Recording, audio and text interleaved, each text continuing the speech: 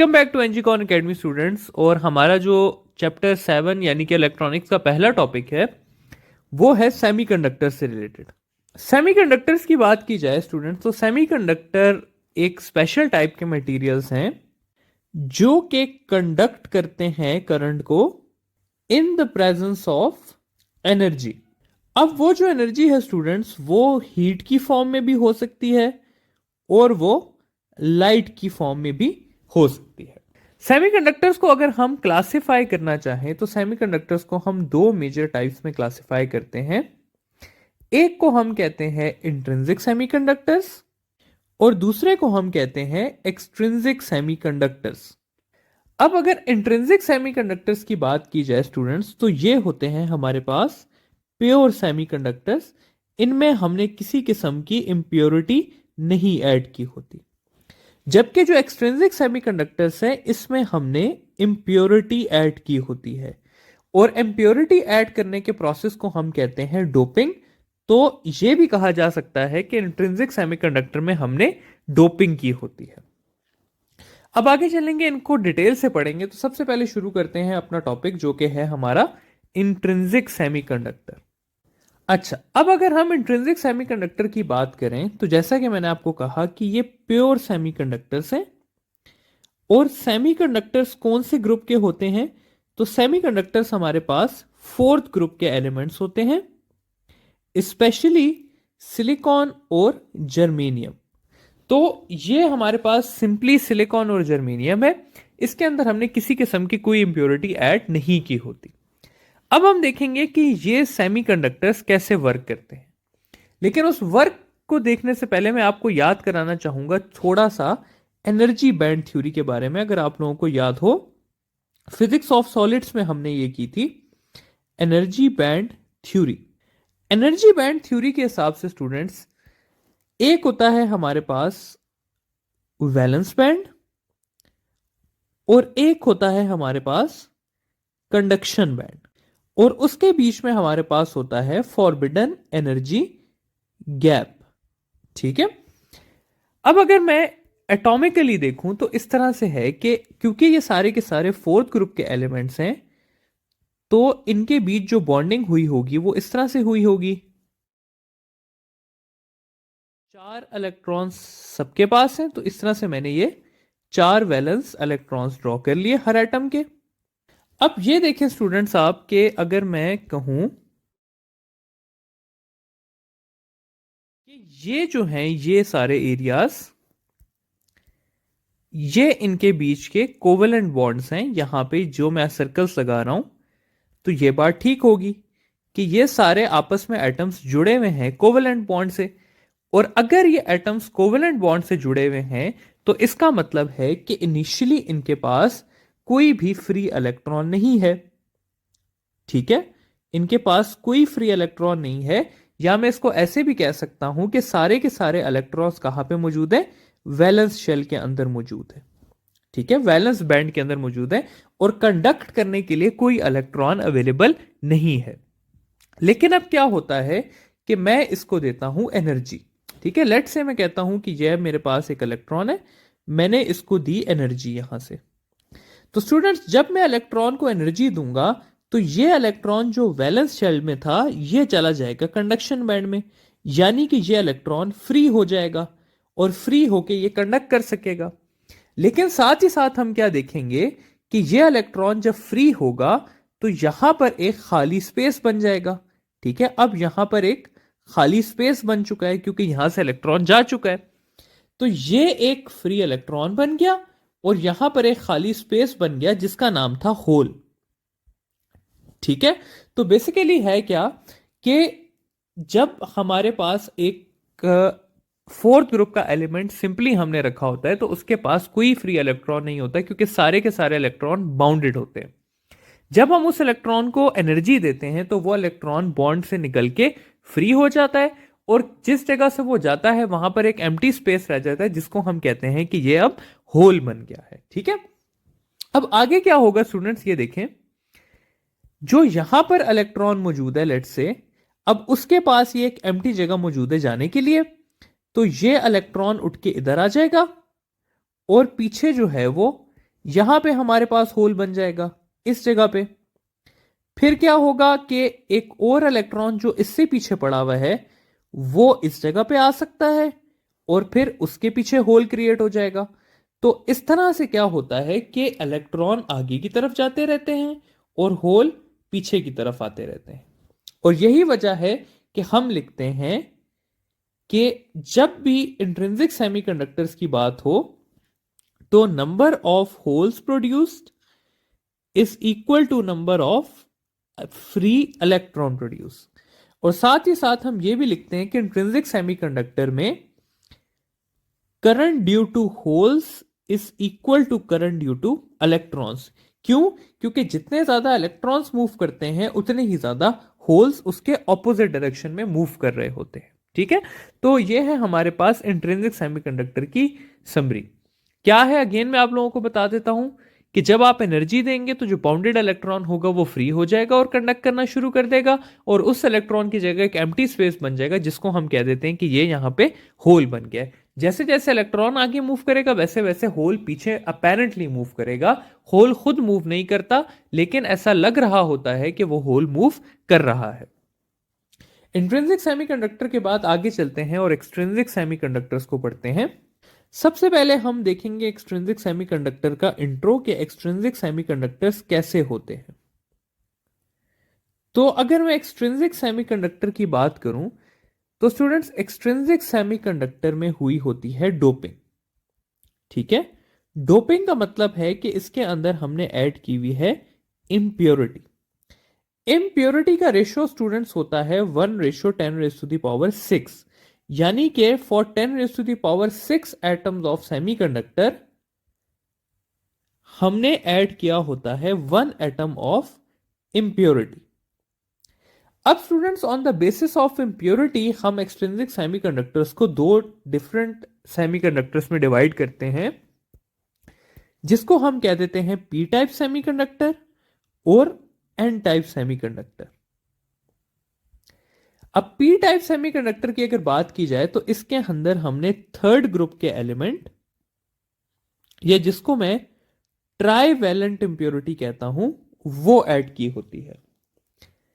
जबकि N type की अगर बात की जाए तो इसमें हमने फिफ्थ ग्रुप के एलिमेंट, या जिसे मैं पेंटावैलेंट कहता हूं, वो ऐड की होती है। अगर पी टाइप की बात की जाए तो इसमें जो कॉमनली हम यूज करते हैं वो हम बोरॉन और एल्यूमिनियम यूज करते हैं। जबकि अगर एन टाइप की बात की जाए तो इसमें जो मोस्ट कॉमनली यूज होता है वो हमारे पास फॉस्फोरस यूज होता है। ठीक है, अब जाएंगे इसकी डिटेल्स को पढ़ेंगे। तो सबसे पहले शुरू करते हैं एन टाइप सेमीकंडक्टर के साथ कि एन टाइप सेमीकंडक्टर क्या होता है और कैसे बिहेव करता है। अब एन टाइप के इंट्रो में जो हमने ऑलरेडी पढ़ा कि इसके अंदर हम डालते हैं पेंटावैलेंट इंप्योरिटी। अपनी उसी डायग्राम को लेके चलते हैं जो हमने पहले की थी।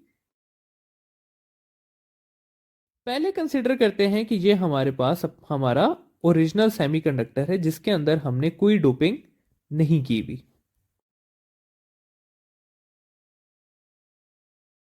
तो ये वो सेमीकंडक्टर है स्टूडेंट जिसके अंदर कोई डोपिंग नहीं हुई हुई और सबके पास चार चार वैलेंस इलेक्ट्रॉन्स मौजूद है।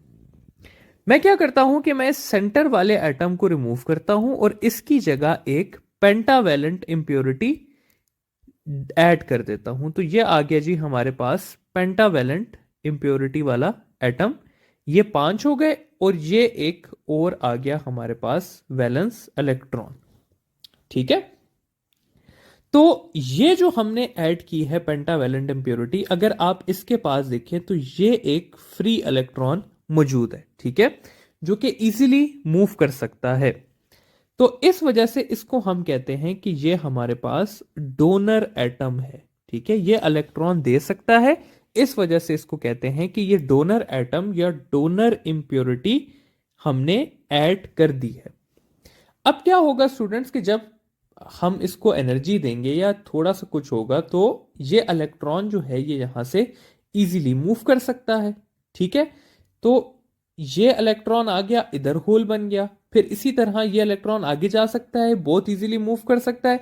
तो इसलिए हम कहते हैं कि इसके जो मेजॉरिटी चार्ज कैरियर्स हैं वो क्या है, वो इलेक्ट्रॉन्स हैं। ठीक है, लेकिन अगर आप साथ साथ देखें तो वो जो ओरिजिनल प्रोसेस था, जो हमारा बेसिक प्रोसेस है जो यहां पे चल रहा है, कि यहां से एक इलेक्ट्रॉन जो है वो मूव कर जाएगा, तो यहां पे होल आ जाएगा, फिर इधर से एक इलेक्ट्रॉन इस होल को कवर करेगा तो यहां पे होल आ जाएगा, तो वो भी साथ साथ चल रहे हैं। ठीक है, तो मेजॉरिटी इसमें इलेक्ट्रॉन है, लेकिन साथ ही साथ इसमें माइनॉरिटी में होल्स भी प्रेजेंट है। ठीक है, तो इस वजह से हम इसको कहते हैं कि ये एन टाइप है, और एन टाइप में मेजॉरिटी चार्ज कैरियर्स आपके पास इलेक्ट्रॉन होते हैं, जबकि माइनॉरिटी चार्ज कैरियर्स होल्स होते हैं। ठीक है, बस आपने इतना याद रखना है स्टूडेंट्स के जो इंप्योरिटी आप ऐड कर रहे हैं वो आपको एक एक्स्ट्रा इलेक्ट्रॉन डोनेट करता है, इसलिए उसको डोनर एटम कहा जाता है। और साथ ही साथ क्योंकि ओरिजिनल प्रोसेस चल रहा होता है, तो इसलिए साथ साथ होल्स भी जनरेट हो रहे होते हैं। एन टाइप के बाद आगे चलते हैं और बात करते हैं पी टाइप सेमीकंडक्टर्स की। तो पी टाइप सेमीकंडक्टर्स की अगर हम बात करें, तो पी टाइप सेमीकंडक्टर्स के लिए भी हम यही वाली डायग्राम कंसिडर करते हैं कि हमारे पास एक प्योर सेमीकंडक्टर मौजूद है, इंट्रिंसिक सेमीकंडक्टर मौजूद है। अब पी टाइप में हमने क्या करना होता है कि हमने एक ट्राईवैलेंट यानी कि थर्ड ग्रुप की इंप्योरिटी ऐड करनी होती है। तो अब हम क्या करते हैं कि इस एक एटम को रिमूव कर देते हैं और इसकी जगह एक 3 वाला एक एलिमेंट लगा देते हैं, और यहां पे कंसिडर करते हैं कि ये इसका फोर्थ शेल है जो कि एम्प्टी है। तो मैं यहां पर 3 इलेक्ट्रॉन्स ड्रॉ कर देता हूं जो यहां पर मौजूद हैं, लेकिन यहां पे एक जो है वो एम्प्टी एरिया है, यहां पे कोई इलेक्ट्रॉन मौजूद नहीं है। ठीक है, तो अब क्या होता है कि कहीं भी और इलेक्ट्रॉन अगर मौजूद है, लेट से मैं कहता हूं कि यहां पर एक इलेक्ट्रॉन मौजूद था, तो ये इलेक्ट्रॉन बहुत इजीली इस जगह पर आ सकता है।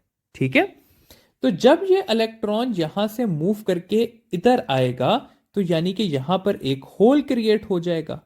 ठीक है, तो इसलिए हम कहते हैं कि जब हम ट्राईवैलेंट इंप्योरिटी ऐड करते हैं तो हमारे पास मेजॉरिटी में होल्स ऐड हो जाते हैं। ठीक है, ये जो ट्राईवैलेंट इंप्योरिटी है ये एज अ रिसेप्टर एटम या रिसेप्टर इंप्योरिटी के तौर पे एक्ट करती है। और एक बहुत इंपॉर्टेंट बात स्टूडेंट्स, कि जब ये इलेक्ट्रॉन यहां से मूव करके आएगा इस रिसेप्टर के पास, तो रिसेप्टर के ऊपर नेगेटिव चार्ज आ जाएगा। ठीक है, ये बात आप लोगों ने याद रखनी है कि जो ट्राईवैलेंट इंप्योरिटी होती है उसके ऊपर नेगेटिव चार्ज आता है और पेंटावैलेंट के ऊपर पॉजिटिव चार्ज आता है जब वो अपना इलेक्ट्रॉन लूज करती है। ठीक है, तो ये आ गया आपके पास इस तरह से एक होल जनरेट हो गया। फिर क्या होगा कि यहां पर जो इलेक्ट्रॉन मौजूद होगा इस जगह पे, वो इधर इजीली मूव कर सकेगा, तो इलेक्ट्रॉन्स भी कंडक्शन में आ जाएंगे। तो इस वजह से माइनॉरिटी चार्ज कैरियर्स इसमें क्या बन जाएंगे, इलेक्ट्रॉन्स बन जाएंगे। तो इससे मैं ये कह सकता हूं कि जब हम पेंटावैलेंट इंप्योरिटी ऐड करते हैं तो हमारे पास एक एडिशनल इलेक्ट्रॉन आ जाता है जो कि कंडक्शन में हेल्प करता है, इसलिए हम कहते हैं कि majority charge carriers N type में इलेक्ट्रॉन्स हैं। जबकि अगर मैं एक ट्राईवैलेंट इंप्योरिटी ऐड करूं तो एक स्पेस क्रिएट हो जाता है जहां इलेक्ट्रॉन आ सकता है। जब वो इलेक्ट्रॉन वहां से उस स्पेस में आएगा तो इलेक्ट्रॉन जब अपनी जगह को छोड़ेगा तो वहां पर एक होल क्रिएट हो जाएगा। इस वजह से कहते हैं कि पी टाइप के पास मेजॉरिटी में होल्स होते हैं। ठीक है, आई होप कि आपको ये एन टाइप और पी टाइप का कॉन्सेप्ट समझ आ गया होगा। अब हम चलेंगे पीएन जंक्शन और बाइसिंग की तरफ।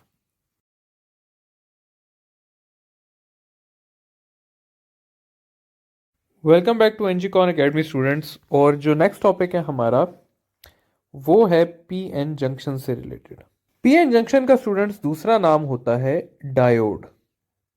ठीक है, तो जब भी हम कहें डायोड या पीएन जंक्शन तो उससे मुराद है ये टॉपिक जो अभी हम करने लगे हैं। पीएन जंक्शन पढ़ने से पहले हमें जो पहली चीज पढ़नी है वो हमें पढ़ना है कि चार्ज ऑफ पी टाइप और एन टाइप क्या है। स्टूडेंट्स, हमारा ये कॉन्सेप्ट बना हुआ है कि पी टाइप जो होते हैं वो पॉजिटिव चार्ज होते हैं और एन टाइप जो होते हैं वो नेगेटिव चार्ज होते हैं। जबकि हमारा ये कॉन्सेप्ट बिल्कुल गलत है। आप लोगों ने याद रखना है कि चाहे पी टाइप हो चाहे एन टाइप हो, ये दोनों आपके पास न्यूट्रल होते हैं। ठीक है, इनके ऊपर नेट चार्ज जीरो होता है। ऐसा जरूर हो सकता है कि एक एटम पॉजिटिव हो दूसरा एटम नेगेटिव हो, लेकिन इनके ऊपर नेट चार्ज हमेशा जीरो रहता है। क्यों रहता है ये देखने की बात है। देखिए स्टूडेंट्स, एन टाइप बेसिकली किन दो चीजों से मिलकर बना है हमें ये देखना है। एन टाइप एक फोर्थ ग्रुप के एलिमेंट से मिलकर बना है, यूजली जो सिलिकॉन हो गया या जर्मेनियम होगा, और उसके अंदर हमने एक पेंटावैलेंट या बेसिकली फिफ्थ ग्रुप की इंप्योरिटी डाली है। तो ये दोनों चीजें जो है ये आपके पास न्यूट्रल है। तो फिर चार्ज कैसे आया, क्योंकि फोर्थ ग्रुप के एलिमेंट्स भी न्यूट्रल हैं और फिफ्थ ग्रुप के भी न्यूट्रल हैं। इसी तरह जो है वो पी टाइप बनाने के लिए हमने क्या यूज किया है, पी टाइप बनाने के लिए हमने एक फोर्थ ग्रुप का एलिमेंट यूज किया है, यानी कि सिलिकॉन और जर्मेनियम, और एक हमने थर्ड ग्रुप या ट्राइवैलेंट इंप्योरिटी यूज किया है। तो अगेन ये दोनों क्या है, न्यूट्रल है। इस वजह से पी टाइप हो या एन टाइप हो, दोनों के ऊपर नेट चार्ज जो है वो जीरो होता है। अब ये बताना क्यों जरूरी है, ये बताना इसलिए जरूरी है कि आगे हमने पढ़ना है कि जब हम इन्हें ज्वाइन करेंगे तो क्या होगा। पीएन जंक्शन स्टूडेंट्स ज्वाइन करने का क्या मतलब है। पीएन जंक्शन के ज्वाइन करने का मतलब ये है कि अगर मैं एक पी टाइप मटेरियल ले लूं और एक एन टाइप ले लूं और उन्हें आपस में जोड़ दूं, तो ये मेरे पास बन जाता है पी एन जंक्शन या डायोड। अगर मैं इसे एक सर्किट में यूज करूंगा तो सर्किट में मैं इसको इस तरह से करके ड्रॉ करूंगा। ठीक है, इस तरह से ड्रॉ करने का मतलब क्या है कि ये जो ट्रायंगल है ये पी है और ये जो लाइन है ये एन है। ठीक है, तो जब भी इस तरह से एक ट्रायंगल और एक लाइन बनी होती है तो ये आपके पास बन जाता है पी एन जंक्शन। ठीक हो गया स्टूडेंट्स। आगे चलते हैं और जाके पढ़ते हैं कि जब एक पीएन जंक्शन बनता है तो उसके अंदर क्या प्रोसेस होता है। अब स्टूडेंट्स हम क्या करते हैं कि हम एक पीएन जंक्शन बनाते हैं अपना। ठीक है, ये मैं कह देता हूं कि लेफ्ट साइड पे मेरे पास एक पी है, ये हमारा पी टाइप मटेरियल है, और ये जो है ये हमारा एन टाइप मटेरियल है। अब पी टाइप में स्टूडेंट्स हमें पता है कि मेजॉरिटी हमारे पास होल्स होते हैं, तो यहां पे मैं होल्स बना लेता हूं। और एन टाइप में हमें पता है कि मेजॉरिटी हमारे पास इलेक्ट्रॉन्स होते हैं, तो यहां पर मैं इलेक्ट्रॉन्स बना लेता हूं। अब एक बात जो अभी हमने शुरू में पढ़ी वो हमने ये पढ़ी कि बेशक इसके अंदर इलेक्ट्रॉन्स और होल्स होते हैं, लेकिन ये दोनों हमारे पास क्या है, ये दोनों हमारे पास न्यूट्रल है, यानी कि आइंस नहीं बने हुए, हमारे पास फ्री इलेक्ट्रॉन्स और फ्री होल्स जरूर प्रेजेंट है। ठीक है, अब होता क्या है स्टूडेंट्स कि ये जो एक इलेक्ट्रॉन है ये वाला, इसके पास ये होल अवेलेबल है जो कि ये इजीली वहां पे ट्रेवल कर सकता है फ्री होल में। ठीक है, तो जब ये इलेक्ट्रॉन यहां से गया तो यहां पर एक इलेक्ट्रॉन की कमी आ गई, और उस कमी की वजह से स्टूडेंट्स यहां पर एक अदद पॉजिटिव आइन बन गया। यहां पे जब इलेक्ट्रॉन गया तो यहां पे पॉजिटिव आइन बन गया, और इलेक्ट्रॉन जिस एटम में गया वहां पर आपके पास एक नेगेटिव आयन बन गया, और इन पॉजिटिव और नेगेटिव आयन ने एक दूसरे को अट्रैक्ट किया और ये मूव करके यहां सेंटर में आ गए ऐसे करके। ठीक है, यानी कि अब एन टाइप की साइड पे एक पॉजिटिव आयन मौजूद है और पी टाइप की साइड पे एक नेगेटिव आयन मौजूद है। फिर क्या हुआ कि एक और इलेक्ट्रॉन यहां से गया, अगेन इस तरफ आपके पास पॉजिटिव चार्ज आइन आ गया, इस तरफ आपके पास नेगेटिव आइन आ गया।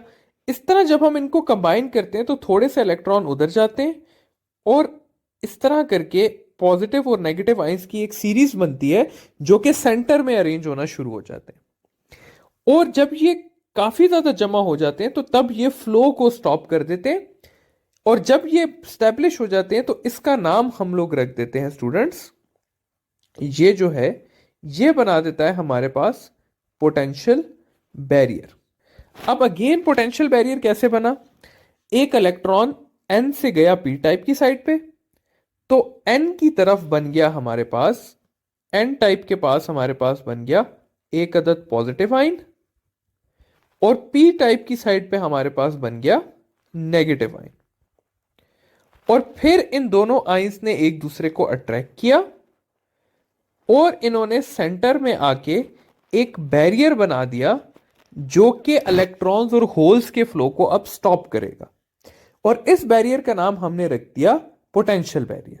ठीक है, अब अगर हमने इलेक्ट्रॉन्स या होल्स को क्रॉस कराना है तो हमें एक खास पोटेंशियल देना पड़ेगा जो कि हम आगे पढ़ेंगे बाइसिंग में।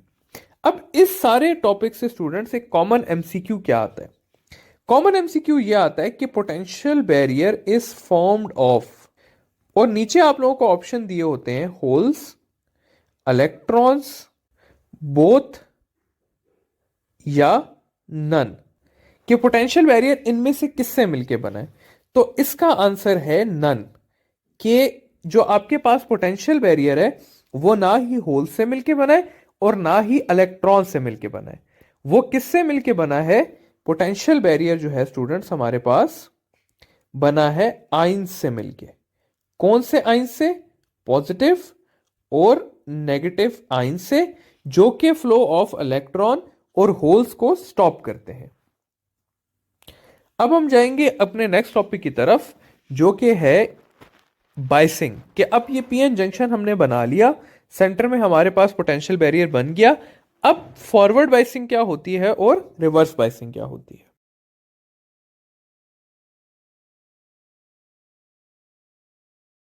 Welcome to NGcon academy students. और पीएन जंक्शन पढ़ने के बाद, उसकी फॉर्मेशन पढ़ने के बाद, अब जो हम नेक्स्ट चीज पढ़ेंगे वो है biasing of a PN junction या बाइसिंग ऑफ अ डायोड। क्योंकि पीएन जंक्शन का दूसरा नाम क्या होता है? डायोड होता है। बाइसिंग में जो हम पहली चीज पढ़ेंगे वो हम पढ़ेंगे फॉरवर्ड बाइस क्या होता है। तो स्टूडेंट्स, फॉरवर्ड बाइस में क्या होता है कि हमने एक पीएन जंक्शन लिया होता है, या सिंपली अगर मैं कहूं तो एक डायोड लिया होता है। इधर ये इसका P है, ये N है, यहां पर हमारे पास होल्स है और इधर जो है वो हमारे पास इलेक्ट्रॉन्स है और सेंटर में जो है वो हमारा पोटेंशियल बैरियर है। तो अगर मैं इस पीएन जंक्शन को ऐसे कनेक्ट करूं कि P को मैं कनेक्ट कर दूं पॉजिटिव टर्मिनल के साथ और N को मैं कनेक्ट कर दूं नेगेटिव टर्मिनल के साथ, तो ये मेरे पास कहलाती है जी फॉरवर्ड बाइसिंग। यानी कि P को मैंने कनेक्ट किया हुआ है पॉजिटिव टर्मिनल के साथ और N को कनेक्ट किया हुआ है नेगेटिव टर्मिनल के साथ। अब जब स्टूडेंट्स मैं इसको इस तरह से कनेक्ट करता हूं तो यहां पर क्या होता है कि ये जो इलेक्ट्रॉन्स हैं आपके पास, ये इस नेगेटिव टर्मिनल से रिपेल होते हैं और ये इधर मूव करते हैं। इसी तरह ये होल्स जो हैं ये पॉजिटिव से इधर जाते हैं। यानी कि जब मैं इस तरह से कनेक्ट करता हूं तो मेरे पास मूवमेंट होती है मेजॉरिटी चार्ज कैरियर्स की। यानी कि P से जो है वो होल्स की और N से जो है वो इलेक्ट्रॉन्स की। तो जब भी हम इस तरह से फॉरवर्ड बाइसिंग करते हैं तो हमारे पास मूवमेंट होती है होल्स और इलेक्ट्रॉन्स की, मेजॉरिटी चार्ज कैरियर्स की बेसिकली। अगर स्टूडेंट्स मैं इसका एक ग्राफ बनाना चाहूं, कि मैं कहता हूं कि मैं ग्राफ प्लॉट करना चाहता हूं between potential and current in forward biasing, तो क्या होता है स्टूडेंट्स कि शुरू में जब मैं इस पोटेंशियल को ज्यादा करता हूं तो कुछ भी नहीं होता, कोई करंट फ्लो नहीं करता। इस तरह से ये एक फ्लैट लाइन जा रही होती है। लेकिन फिर क्या होता है कि एक खास पोटेंशियल आता है एक खास पॉइंट पे और फिर ये करंट राइज करना शुरू हो जाता है। ये एक हद तक राइज करता है और फिर ये कांस्टेंट हो जाता है। अब होता क्या है स्टूडेंट्स कि ये जो होल्स और ये आपके पास इलेक्ट्रॉन्स हैं, इन्हें एक खास पोटेंशियल की जरूरत होती है और उस पोटेंशियल को कहते हैं हम नी पोटेंशियल या नी वोल्टेज।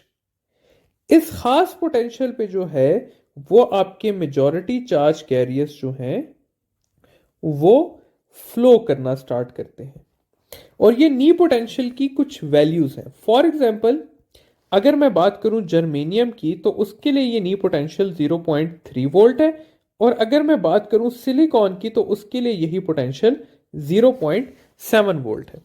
यानी कि अगर मैं जर्मेनियम में से 0.3 वोल्ट्स नहीं पास करूंगा तो इसमें से किसी किस्म का कोई करंट नहीं फ्लो करेगा। इसी तरह अगर सिलिकॉन में 0.7 वोल्ट नहीं पास किया जाएगा तो इसमें से कोई करंट फ्लो नहीं करेगा। तो ये पोटेंशियल जिस पे करंट फ्लो करना शुरू करता है इसका क्या नाम है, नी पोटेंशियल है। और यहां पर जो है इस पॉइंट पे मैक्सिमम फ्लो स्टार्ट हो जाता है और इससे ज्यादा करंट हम नहीं अचीव कर सकते, बेशक हम पोटेंशियल को ज्यादा ही क्यों ना करते। ठीक है, तो इस तरह से हमारे पास ये फॉरवर्ड बाइसिंग का कर्व बनता है और ये होती है हमारे पास फॉरवर्ड बाइसिंग जब हमने पॉजिटिव को P के साथ और नेगेटिव टर्मिनल को N के साथ कनेक्ट किया हुआ होता है। फॉरवर्ड बाइसिंग करने के बाद हम थोड़ा सा रिवर्स बाइसिंग को देख लेते हैं कि रिवर्स बाइसिंग क्या होती है। स्टूडेंट्स, रिवर्स बाइसिंग में क्या है कि अब रिवर्स बाइसिंग में हमने उल्टा किया हुआ है। हमने वही अगेन एक पीएन जंक्शन लिया है, उसके सेंटर में हमारे पास पोटेंशियल बैरियर है, यहां पर हमारे पास होल्स मेजॉरिटी में है और इलेक्ट्रॉन्स माइनॉरिटी में है, जबकि एन में इलेक्ट्रॉन्स जो है वो मेजॉरिटी में है और होल्स जो हैं वो माइनॉरिटी में है। और मैंने क्या किया है कि मैंने इसको कनेक्ट कर दिया है इस तरह से कि P को मैंने कनेक्ट कर दिया है नेगेटिव टर्मिनल के साथ और N को मैंने कनेक्ट कर दिया है पॉजिटिव टर्मिनल के साथ। तो अब क्या होगा स्टूडेंट्स के ये मेजॉरिटी चार्ज कैरियर्स जो हैं यानी कि ये इलेक्ट्रॉन्स ये पीछे की तरफ आएंगे क्योंकि पॉजिटिव टर्मिनल है, और होल्स जो है वो भी पीछे की तरफ आएंगे क्योंकि नेगेटिव टर्मिनल पीछे है, यानी कि कोई मेजॉरिटी चार्ज कैरियर फ्लो नहीं करेगा। तो रिवर्स बाइसिंग में क्या होता है कि मेजॉरिटी चार्ज कैरियर तो फ्लो कर नहीं सकते, और क्योंकि कोई मेजॉरिटी चार्ज फ्लो नहीं कर सकते तो यहां पर देखें कि ये होल्स इधर आ सकते हैं और इसी तरह ये इलेक्ट्रॉन इधर जा सकते हैं। ये कौन से थे, माइनॉरिटी थे, तो माइनॉरिटी चार्ज फ्लो करते हैं। और इसीलिए स्टूडेंट्स अगर मैं इसका कर्व बनाऊं और मैं पोटेंशियल अप्लाई करूं, मैं अगेन पोटेंशियल वर्सेस करंट का कर्व बनाऊं, तो मुझे यहां पर मिलता है कि जैसे ही मैं पोटेंशियल बढ़ाऊंगा तो ये देखें करंट की लाइन थोड़ी सी ऊपर गई है। ये थोड़ी सी जो ऊपर जाती है इसको हम कहते हैं लीकेज करंट। और ये लीकेज करंट किस वजह से होता है, ये लीकेज करंट आपका माइनॉरिटी चार्जेस की वजह से फ्लो कर रहा होता है। फिर क्या होता है स्टूडेंट्स कि अगर मैं पोटेंशियल को बढ़ाता जाऊं बढ़ाता जाऊं बढ़ाता जाऊं बढ़ाता जाऊं तो मुझे ना ये कर्व एकदम से ऐसे ऊपर जाता हुआ नजर आता है। ठीक है, यानी कि एक खास पोटेंशियल पे ये एक खास पोटेंशियल आता है इस पॉइंट पे। इस पॉइंट पे मैं क्या देखता हूं कि करंट एकदम से शूट करता है। इस पॉइंट पे स्टूडेंट्स होता क्या है कि आपने इतना पोटेंशियल अप्लाई किया होता है कि यहां पर जो एटम्स पड़े हुए हैं इधर इस जगह पे उनका कोवेलेंट बॉन्ड जो है वो ब्रेक हो जाता है। और क्योंकि कोवेलेंट बॉन्ड ब्रेक हो जाता है तो आपके पास इतने ज्यादा चार्जेस बन जाते हैं कि वो फिर इजीली फ्लो करने लग जाते हैं। तो कोवेलेंट बॉन्ड का ब्रेक होना आपके पास कहलाता है एवलांच इफेक्ट। तो कोवेलेंट बॉन्ड की ब्रेकेज के इफेक्ट का क्या नाम है, एवलांच इफेक्ट। और किस वजह से ब्रेक होता है, पोटेंशियल के ज्यादा होने की वजह से। और फिर जब ये पोटेंशियल ज्यादा होता है तो करंट एकदम से राइज होता है और इस राइज ऑफ करंट को हम कहते हैं जेनर इफेक्ट। तो ओवरऑल प्रोसेस हमारे पास क्या हुआ, जब हमने पोटेंशियल अप्लाई किया तो बहुत थोड़ा सा करंट फ्लो होना हुआ माइनॉरिटी चार्जेस की वजह से। उस करंट का नाम हमने कहा जी कि ये लीकिंग करंट था। फिर एक खास पोटेंशियल आया जिसका नाम हमने दे दिया ब्रेकिंग पोटेंशियल या ब्रेकिंग वोल्टेज। उस ब्रेकिंग वोल्टेज पे क्या हुआ कि एटम्स के आपस में कोवेलेंट बॉन्ड ब्रेक हुए और बहुत ज्यादा चार्जेस जनरेट हो गए। सेंटर का जो हमारे पास पोटेंशियल बैरियर था वो खत्म हो गया और चार्जेस इजीली फ्लो होने लग गए। तो ब्रेकिंग ऑफ कोवेलेंट बॉन्ड को हमने नाम दे दिया एवलांच इफेक्ट। और फाइनली जब ये करंट एकदम से राइज हुआ तो उस राइज ऑफ द करंट को हमने क्या नाम दे दिया, जेनर इफेक्ट। तो ये था आपके पास सारा का सारा रिवर्स बाइसिंग, कि भाई जब रिवर्स बाइस हम करते हैं तो उसके कैरेक्टरिस्टिक्स किस तरह से बनते हैं। ठीक है, तो फॉरवर्ड बाइस और रिवर्स बाइस, इसमें आप लोगों को एवलाश का पता होना चाहिए, जेनर का पता होना चाहिए, नी वोल्टेज का पता होना चाहिए। ये छोटी छोटी टर्म्स हैं जिसकी अंडरस्टैंडिंग आप लोगों के लिए जरूरी है।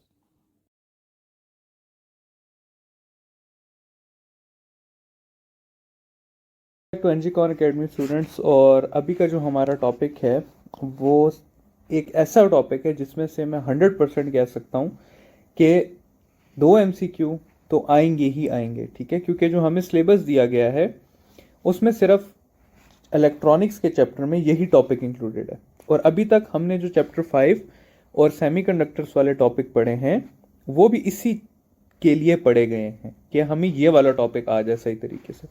और वो टॉपिक क्या है? वो टॉपिक है हमारे पास रेक्टिफिकेशन का टॉपिक।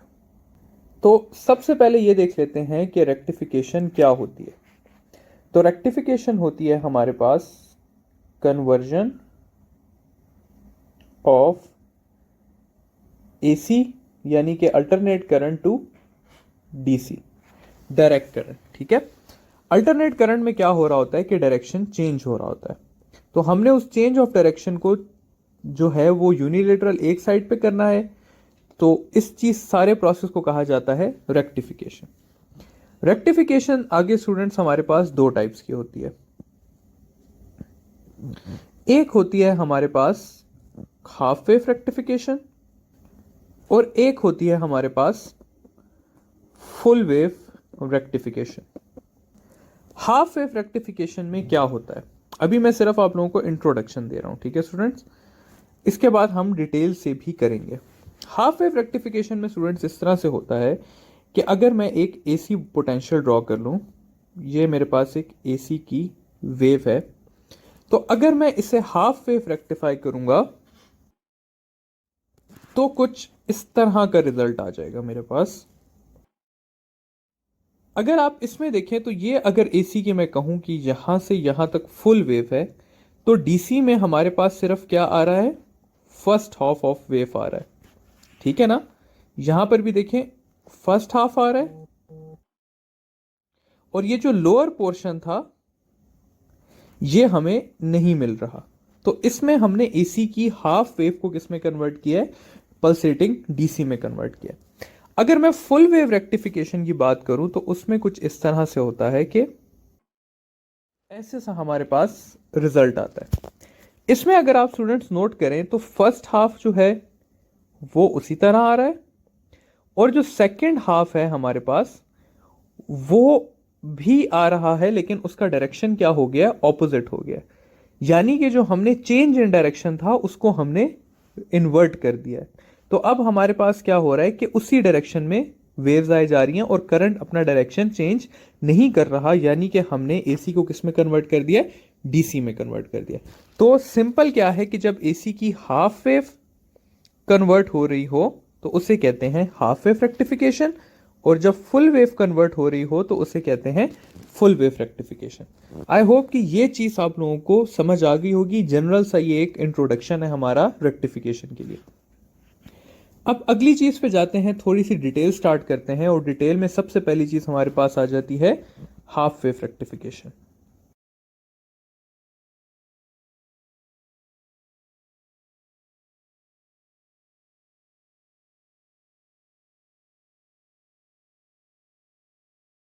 हाफ वेव रेक्टिफिकेशन,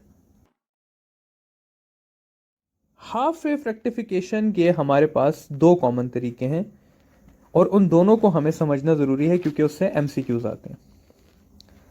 सबसे पहला तरीका है हमारे पास डायोड यूज करने का। डायोड, या फिर जिसको सिंपल अल्फाज में पीएन जंक्शन सेमीकंडक्टर कहते हैं।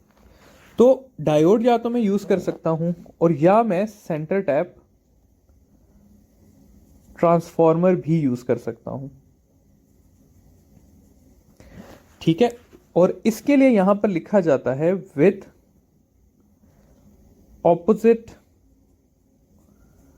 डायोड्स। ये चीज़ आप लोगों को जब मैं सेंटर टैप ट्रांसफॉर्मर डिटेल से कराऊंगा तब आप लोगों को समझ आएगी कि पहला तरीका है सिंपल डायोड यूज करने का और दूसरा तरीका है सेंटर टैप ट्रांसफॉर्मर यूज करने का विद ऑपोजिटली फेसिंग डायोड्स। तो ये अब हम डिटेल से करते हैं दोनों चीज़ों को। सबसे पहली चीज़ जो आती है वो हमारे पास है पीएन जंक्शन का यूज़ या डायोड का यूज़। तो यहां पर लिख देते हैं कि half wave rectification using diode.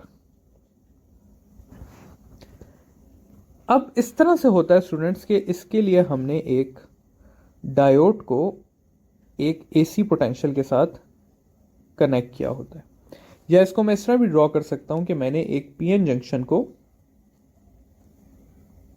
एक एसी सोर्स के साथ कनेक्ट किया हुआ है। अब हम ये देखते हैं कि ये डायोड जो है ये हाफ वेव रेक्टिफिकेशन कैसे करता है। कंसिडर इस तरह से कर लेते हैं स्टूडेंट्स के हमारे पास ये एक एसी वेव है, ठीक है, और फर्स्ट हाफ में ये जो हमारे पास पीएन जंक्शन है ये कुछ इस तरह से कनेक्ट हुआ है कि जब ये पॉजिटिव साइकिल्स चलते हैं तो इसकी लेफ्ट साइड पॉजिटिव बिहेव करती है और राइट साइड नेगेटिव बिहेव करती है। और इसके ऑपोजिट देख लेते हैं कि जब नेगेटिव साइड चलती है यानी कि ये वाली साइड चलती है तो ये इस तरह से बिहेव करता है कि राइट साइड इसकी पॉजिटिव हो जाती है और लेफ्ट साइड क्या हो जाती है, नेगेटिव हो जाती है। तो ये हमने एक अभी इनिशियल ड्रॉ किया है कि राइट साइड किस तरह बिहेव कर रही है और लेफ्ट साइड और डिफरेंट साइकिल्स में करंट किस तरह से फ्लो करता है। अब सबसे पहले हम ऊपर टॉप वाले सिनेरियो को देख लेते हैं। अगर हम इस सिनेरियो को देखें तो हमें यह पता चलेगा कि जब अपर साइकिल चल रहा होता है यानी कि ये वाले साइकिल्स चल रहे होते हैं तो P जो है वो कनेक्ट हुआ है पॉजिटिव के साथ और N जो है वो कनेक्ट हुआ है नेगेटिव के साथ। यानी कि ये सिनेरियो जो है ये किसका है, ये है फॉरवर्ड बाइस का सिनेरियो। और हमें पता है कि फॉरवर्ड बाइस में करंट फ्लो करता है तो करंट एज यूजुअल फ्लो करेगा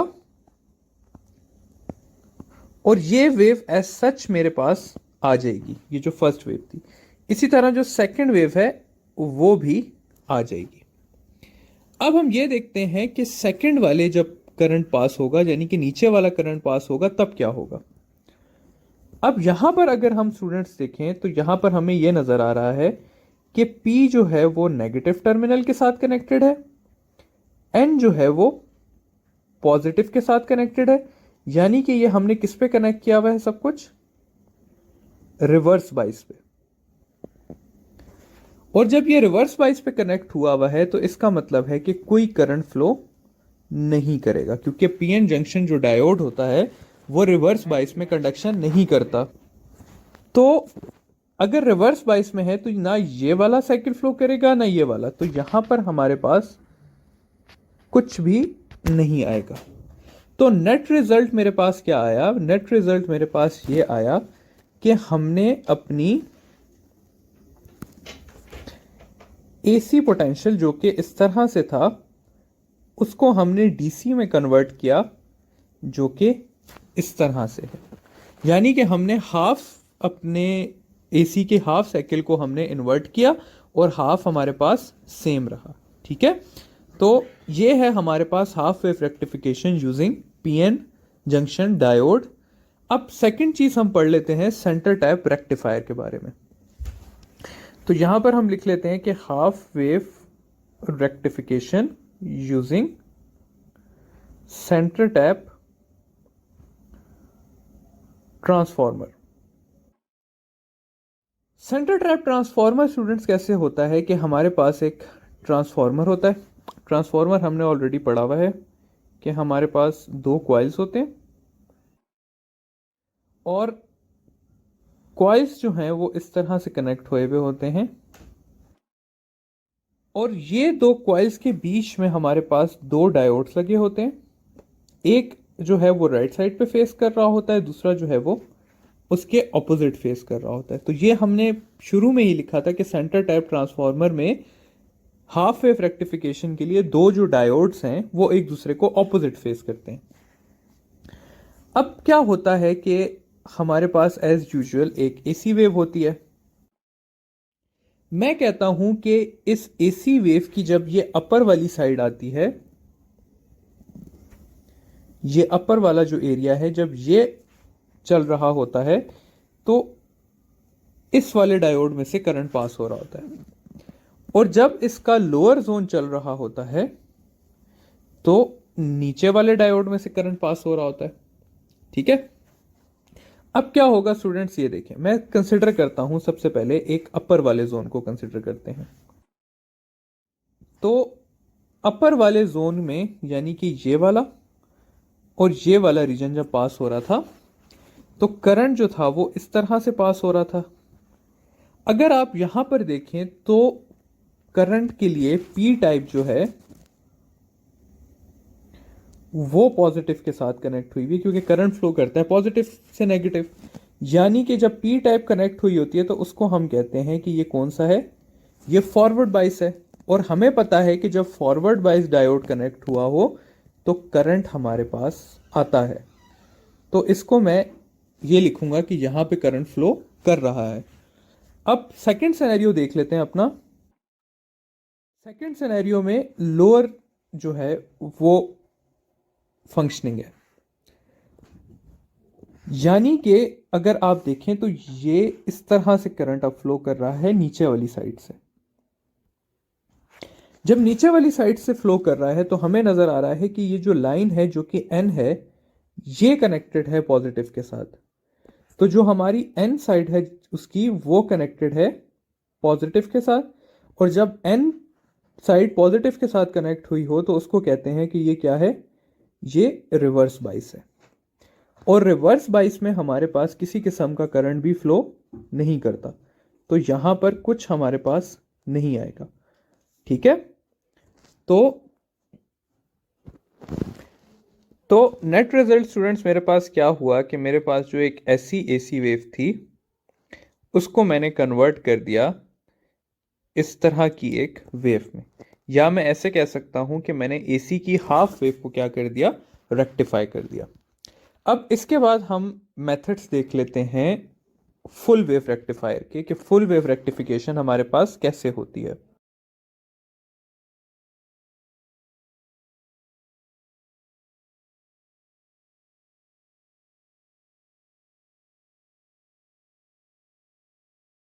तो फुल वेव रेक्टिफिकेशन के भी स्टूडेंट्स हमारे पास दो तरीके होते हैं। दो तरीकों में जो पहला तरीका है वो है हमारे पास यूजिंग ब्रिज रेक्टिफायर। और ब्रिज रेक्टिफायर जो है वो व्हीटस्टोन ब्रिज के सर्किट पे बेस्ड होता है। ठीक है, तो ये व्हीटस्टोन ब्रिज के सर्किट पे बेस्ड होता है और इसको कहा जाता है ब्रिज रेक्टिफायर। जो सेकंड तरीका है वो अगेन हमारे पास है सेंटर टैप ट्रांसफॉर्मर का, लेकिन इस बार थोड़ा सा चेंज है। और वो चेंज क्या है कि पिछली बार जो थे वो ऑपोजिटली फेसिंग थे, इस बार जो है वो सिमिलरली फेसिंग डायोड्स लगे होते हैं। ठीक है, तो ये है हमारे पास दो मेथड्स फुल वेव रेक्टिफिकेशन के।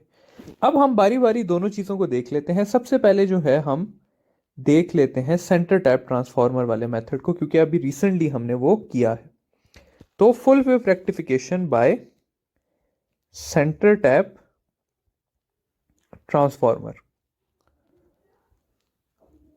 अगेन हम स्टूडेंट्स अपना वही ट्रांसफॉर्मर ड्रॉ कर लेते हैं। ये हमने बना दिया अपना सेंटर टैप ट्रांसफॉर्मर, और इसमें जो थोड़ी सी चेंज थी वो ये थी कि अब हमारे जो दोनों डायोड्स हैं वो एक ही डायरेक्शन में फेस कर रहे हैं। ठीक है, तो अब क्या है कि एक और चीज यहां पर मैं आपको मेंशन करना चाहता हूं कि ये रजिस्टर है जिसको हमने शो किया है कि इसमें से करंट पास हो रहा है। तो अगर मैं कहता हूं कि ये पॉइंट ए है और ये पॉइंट बी है, और करंट ए से बी में फ्लो करता है तो मैं कहूंगा कि वेव इस तरह है। और अगर बी से ए में फ्लो करेगा तो मैं कहूंगा कि वेव इस तरह से है। डीसी वेव की बात कर रहा हूं जो रिजल्ट में आएगी। तो हमने ये भी नोट रखना है कि जो करंट है वो ए से बी में फ्लो कर रहा है या बी से ए में फ्लो कर रहा है। अगेन वही चीज अब देख लेते हैं हम अपनी के, ये है हमारे पास हमारी पुरानी एसी वेव।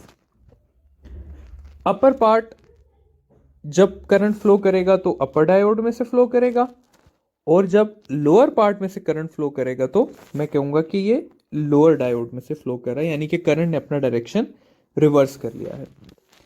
अगेन हम अपनी एसी वेव को ड्रॉ करते हैं। ये हो गई हमारी एसी वेव ड्रॉ। और अब जो है करंट अपर सेगमेंट्स में से देख रहे हैं हम, यानी कि अपर डायोड में से करंट फ्लो कर रहा है। जब अपर डायोड में से करेंगे तो ये फॉरवर्ड बाइस हुआ हुआ है, तो करंट इसमें से पास होगा, फिर करंट इधर आएगा। फिर अब करंट के पास दो ऑप्शन है, वो इस तरफ भी जा सकता है और वो इस तरफ भी जा सकता है, लेकिन नीचे वाले एरिया में इसलिए नहीं जाएगा क्योंकि ये रिवर्स हुआ हुआ है। तो करंट किधर से पास करेगा? करंट इधर से पास करेगा और फिर ए से बी की तरफ जाएगा। तो जब ए से बी की तरफ जाएगा तो हमने ये कहा था कि जब ए से बी की तरफ जाएगा तो हमारे पास रिजल्ट कैसा आएगा? हमारे पास रिजल्ट ऐसा आएगा। तो ये हो गया हमारे पास फर्स्ट हाफ का करंट। अब हम सेकंड हाफ का करंट देख लेते हैं। तो सेकंड हाफ में क्या होगा कि करंट यहां से आएगा, ये जो नीचे वाला डायोड है ये हमारे पास फॉरवर्ड बाइस हो जाएगा, तो करंट इसमें से पास करेगा, फिर करंट ऊपर की तरफ जाएगा। अब करंट के पास अगेन दो ऑप्शन है, या वो यहां से जा सकता है या वो यहां से जा सकता है। पीछे इस तरफ नहीं, इसलिए नहीं जाएगा क्योंकि ये वाला डायोड रिवर्स हुआ हुआ होगा। तो करंट किस तरफ जाएगा? करंट आगे की तरफ से जाके फिर से ऊपर से नीचे की तरफ आएगा, यानी कि ए से बी आएगा।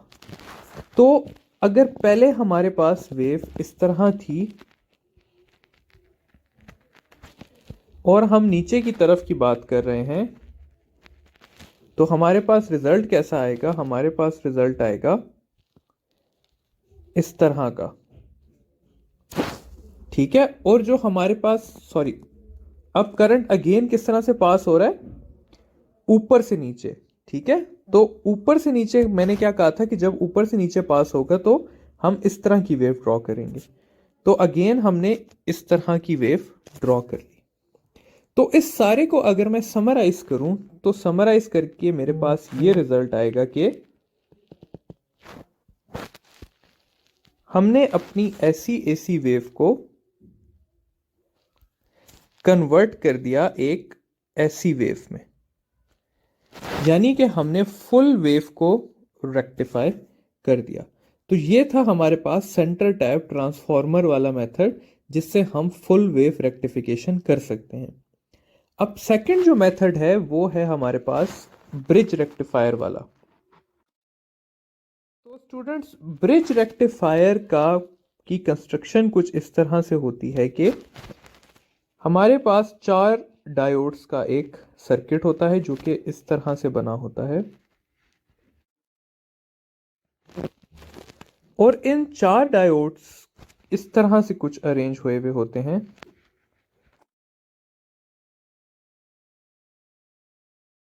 और यहां पर हमारे पास एक अगेन सर्किट का रेजिस्टर आ गया।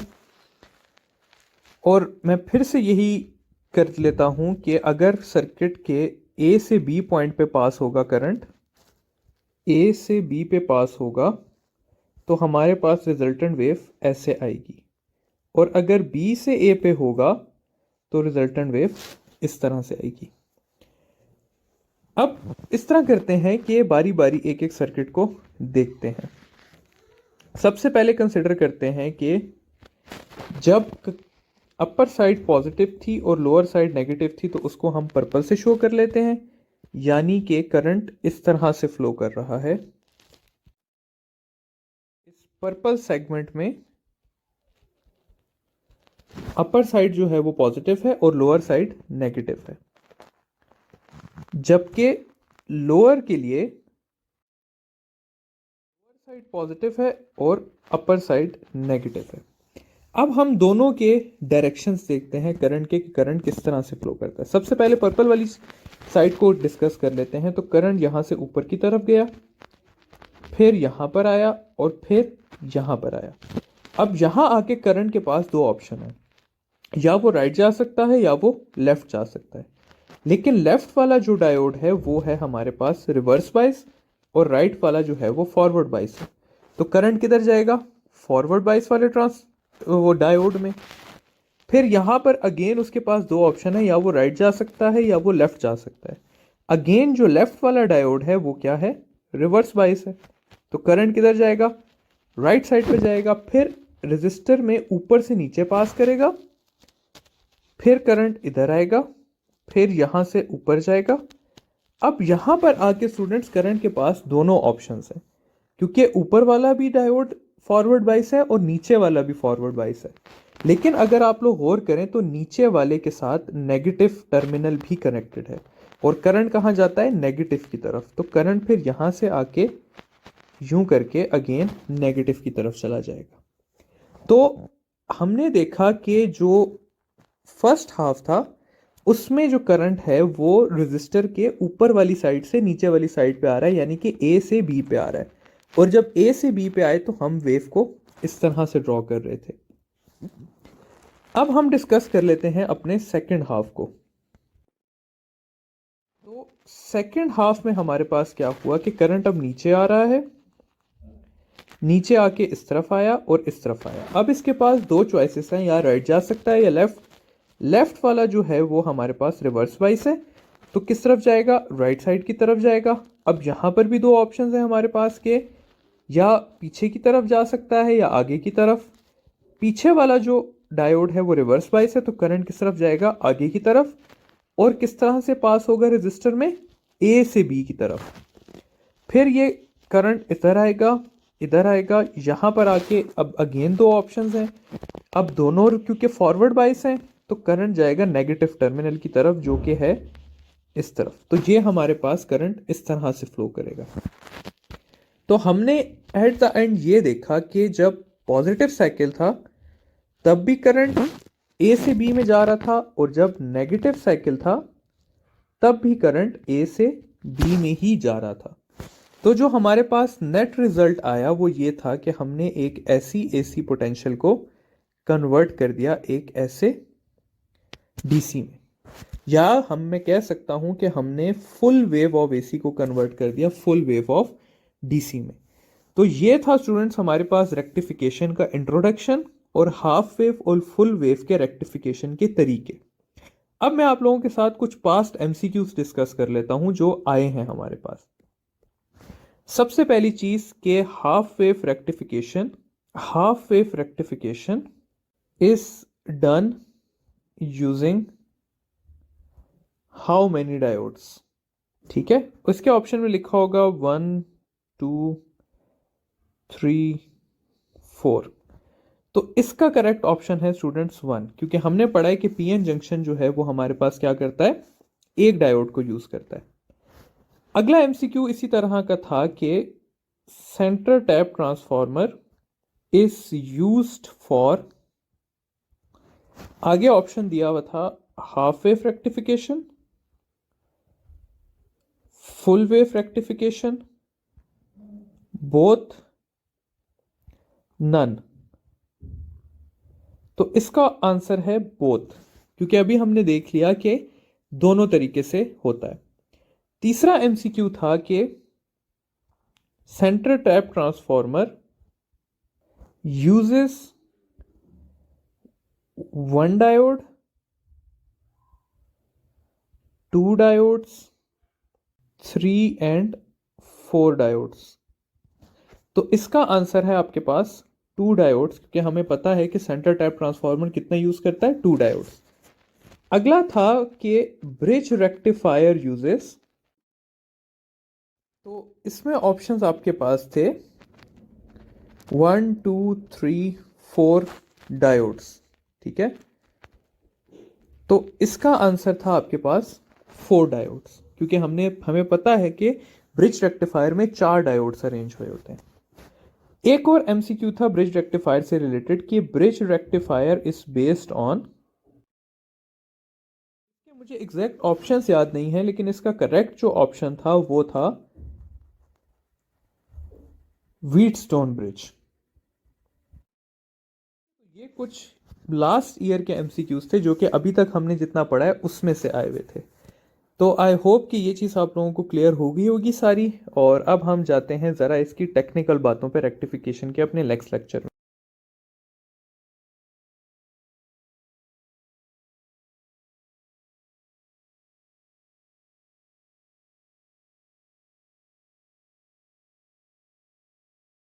Welcome back to NGcon academy students. और अभी हमारा जो आज का ये जो अभी टॉपिक है, ये सारा जो इवन के लेक्चर है, ये इंतहाई इंपॉर्टेंट है। इंपॉर्टेंट इस वजह से है कि ये जो चीज़ें अभी मैं आपको बताने लगा हूँ ये आपको किसी भी बोर्ड की किताब में नहीं मिलेंगी, चाहे वो केपीके हो, पंजाब हो, सिंध हो, कोई भी आप किताब उठा ले उसमें ये चीज़ें रेक्टिफिकेशन में नहीं मेंशन। लेकिन हमारी बदकिस्मती समझ लें कि सवाल इससे फिर भी आ रहे हैं। ठीक है, मैंने कोशिश ये की है कि आप लोगों को जितना इजी करके पढ़ाया जा सके मैं आप लोगों को ये समझाने की और पढ़ाने की कोशिश करूं। सबसे पहली चीज़ जो आ जाती है आप लोगों के पास वो आती है इस टॉपिक के स्टार्ट में, फ्रीक्वेंसी ऑफ रेक्टिफाइड डीसी। ठीक है, इसके सवाल क्या आता है, सवाल इस तरह से दिया होता है आप लोगों को कि if the frequency of AC current is 50 hertz, what will be frequency of, यहां पर आप लोगों को याद दिया होगा हाफ वेव या दिया होगा फुल वेव रेक्टिफाइड डीसी। ठीक है, तो ये आप लोगों के पास सवाल होगा। अब स्टूडेंट्स इस तरह है कि मैं इसको जिस तरह हाफ वेव और फुल वेव है इसी तरह मैं आप लोगों को हाफ वेव और फुल वेव में डिवीजन करके पढ़ाता हूं। तो यहां पर हम देख लेते हैं हाफ वेव का और इधर हम देख लेते हैं फुल वेव का। हाफ वेव रेक्टिफिकेशन में हमने ये देखा है कि अगर एसी हमारे पास इस तरह से है तो डीसी हमारे पास इस तरह से है, जबकि फुल वेव रेक्टिफिकेशन में हमने देखा है कि अगर एसी इस तरह से है तो डीसी भी हमारे पास इस तरह से आ रहा है। ठीक है, तो ये हमने कन्वर्जन की है एसी की टू डीसी, यहां पर भी एसी की हमने कन्वर्जन की है टू डीसी। अब स्टूडेंट्स इसमें समझने की बात जो है ना वो टोटल इतनी है कि फ्रीक्वेंसी की डेफिनेशन क्या होती है हमारे पास। फ्रीक्वेंसी हमारे पास होती है number of waves in 1 second. मैं कह देता हूं कि ये जो इंटरवल है ये है ही 1 सेकेंड का। ठीक है, ये इंटरवल सारा 1 सेकेंड का है। अब एक और चीज तो समझने की है वो ये है कि ये जो है ये है 1 वेव ऑफ एसी, जबकि ये जो है ये आप लोग याद रख लें कि ये है 1 वेव ऑफ डीसी। ठीक है, अब हम वापस देखते हैं अपनी ओरिजिनल चीज को। अगर मैं कहूं कि इसके एसी के 1 सेकंड के इंटरवल में कितनी वेव्स हैं तो आप लोगों का आंसर होगा कि 2 वेव्स हैं। तो यानी कि इसकी फ्रीक्वेंसी कितनी हुई, 2 हर्ट्ज हुई। ये देखिए यहां पर एक वेव यहां तक और फिर यहां तक दूसरी वेव। जबकि अगर मैं कहूं कि इस डीसी के 1 सेकंड में कितनी वेव्स हैं तो आप लोग देखें ये एक वेव ये दूसरी वेव, तो अगेन कितनी वेव्स हैं, 2 वेव्स हैं। तो यहां पर भी फ्रीक्वेंसी कितनी हुई, 2 हर्ट्ज हुई। अब आ जाते हैं अपने दूसरे सिनेरियो पे। तो अगर हम यहां पे इस एसी को देखें तो एसी के 1 सेकंड के इंटरवल में कितनी वेव्स हैं, 2। तो एसी के 1 सेकंड के इंटरवल पे 2 वेव्स थी, यानी कि फ्रीक्वेंसी कितनी थी, 2 हर्ट्ज थी। जबकि अगर मैं डीसी के 1 सेकंड के इंटरवल को देखूं तो डीसी के अब 1 सेकंड के इंटरवल में 1 2 ये 1 2 3 और 4 वेव्स आ गई हैं। तो अब कितनी वेव्स आ गई? 4। तो फ्रीक्वेंसी कितनी हुई? 4 हर्ट्ज। अब अगर मैं इस चीज को समराइज करूं तो मैं ये कह सकता हूं कि जो हाफ वेव रेक्टिफिकेशन है उसमें फ्रीक्वेंसी ऑफ एसी और फ्रीक्वेंसी ऑफ डीसी जो है वो सेम रहते हैं। ठीक है, यानी कि अगर एसी की फ्रीक्वेंसी 50 हर्ट्ज होगी तो डीसी की भी कितनी होगी? 50 हर्ट्ज ही होगी। लेकिन अगर मैं फुल वेव रेक्टिफिकेशन की बात करूं तो यहां पर जो फ्रीक्वेंसी ऑफ डीसी है वो 2 टाइम्स है फ्रीक्वेंसी ऑफ एसी के। यानी कि अगर एसी की फ्रीक्वेंसी 50 हर्ट्ज है तो डीसी की फ्रीक्वेंसी कितनी होगी? 100 हर्ट्ज होगी। तो अब हम अपने सवाल को दोबारा से देख लेते हैं जो हमने किया था शुरू में कि what is the frequency of DC if frequency of AC is 50 hertz and it is half wave rectified। Option में आप लोगों के पास है A 50 हर्ट्ज, B 100, C 200 और D 0। तो अब यहां पर लिखा हुआ है half wave rectification. Half wave के लिए हमें पता है कि फ्रीक्वेंसी ऑफ डीसी जो है वो इक्वल है फ्रीक्वेंसी ऑफ एसी के। तो फ्रीक्वेंसी ऑफ डीसी हो जाएगी इक्वल टू 50 हर्ट्ज, क्योंकि फ्रीक्वेंसी ऑफ एसी कितनी थी? 50 हर्ट्ज थी। तो इसका आंसर हो जाएगा 50 हर्ट्ज। अब यही सवाल अगर मैं चेंज करके इस तरह से लिख दूं कि हाफ वेव की जगह लिखा हुआ है फुल वेव रेक्टिफिकेशन, तो तब ये कैसे चेंज हो जाएगा? ये इस तरह से चेंज हो जाएगा कि फुल वेव रेक्टिफिकेशन के लिए फ्रीक्वेंसी ऑफ डीसी जो है वो है 2 टाइम्स फ्रीक्वेंसी ऑफ एसी। तो ये मेरे पास इक्वल हो जाएगा 2 into 50 which is equal to 100 hertz. तो इसका करेक्ट आंसर होगा 100 हर्ट्ज। तो आई होप कि ये फ्रीक्वेंसी वाली बातें आप लोगों को समझ आ गई होंगी। अब नेक्स्ट चीज जो हमने देखनी है वो देखना है, सवाल कुछ इस तरह से दिया होगा आप लोगों को कि a bulb reaches its maximum intensity when connected to a AC source 100 times in 1 second. If the AC is rectified, यहां पर या आप लोगों के पास हाफ लिखा होगा या फुल लिखा होगा। How many times now will it achieve the maximum intensity in 1 second। ठीक है, सवाल क्या है कि एक बल्ब है वो 1 सेकंड में 100 टाइम्स मैक्सिमम इंटेंसिटी पे जाता है जब हमने उसे एसी के साथ लगाया होता है। अब उसी एसी को हमने हाफ या फुल वेव रेक्टिफाई कर दिया। अब बल्ब जो है वो कितनी बार अपनी मैक्सिमम ब्राइटनेस पे जाएगा? इसको देखने के लिए इस तरह कंसिडर कर लेते हैं कि अब अगेन अपना हाफ वेव की डिस्कशन लेते हैं और फुल वेव की डिस्कशन लेते हैं। तो हाफ वेव आ गया यहां पे हमारे पास और यहां पे अगेन हमारे पास आ गया फुल वेव। अब अगेन उसी तरह देखते हैं कि ये हमारे पास 1 सेकंड का इंटरवल है हाफ वेव रेक्टिफिकेशन में और अगेन ये हमारे पास 1 सेकंड का इंटरवल है फुल वेव रेक्टिफिकेशन में। ये सारा 1 सेकंड का इंटरवल है, लिख भी देता हूं मैं।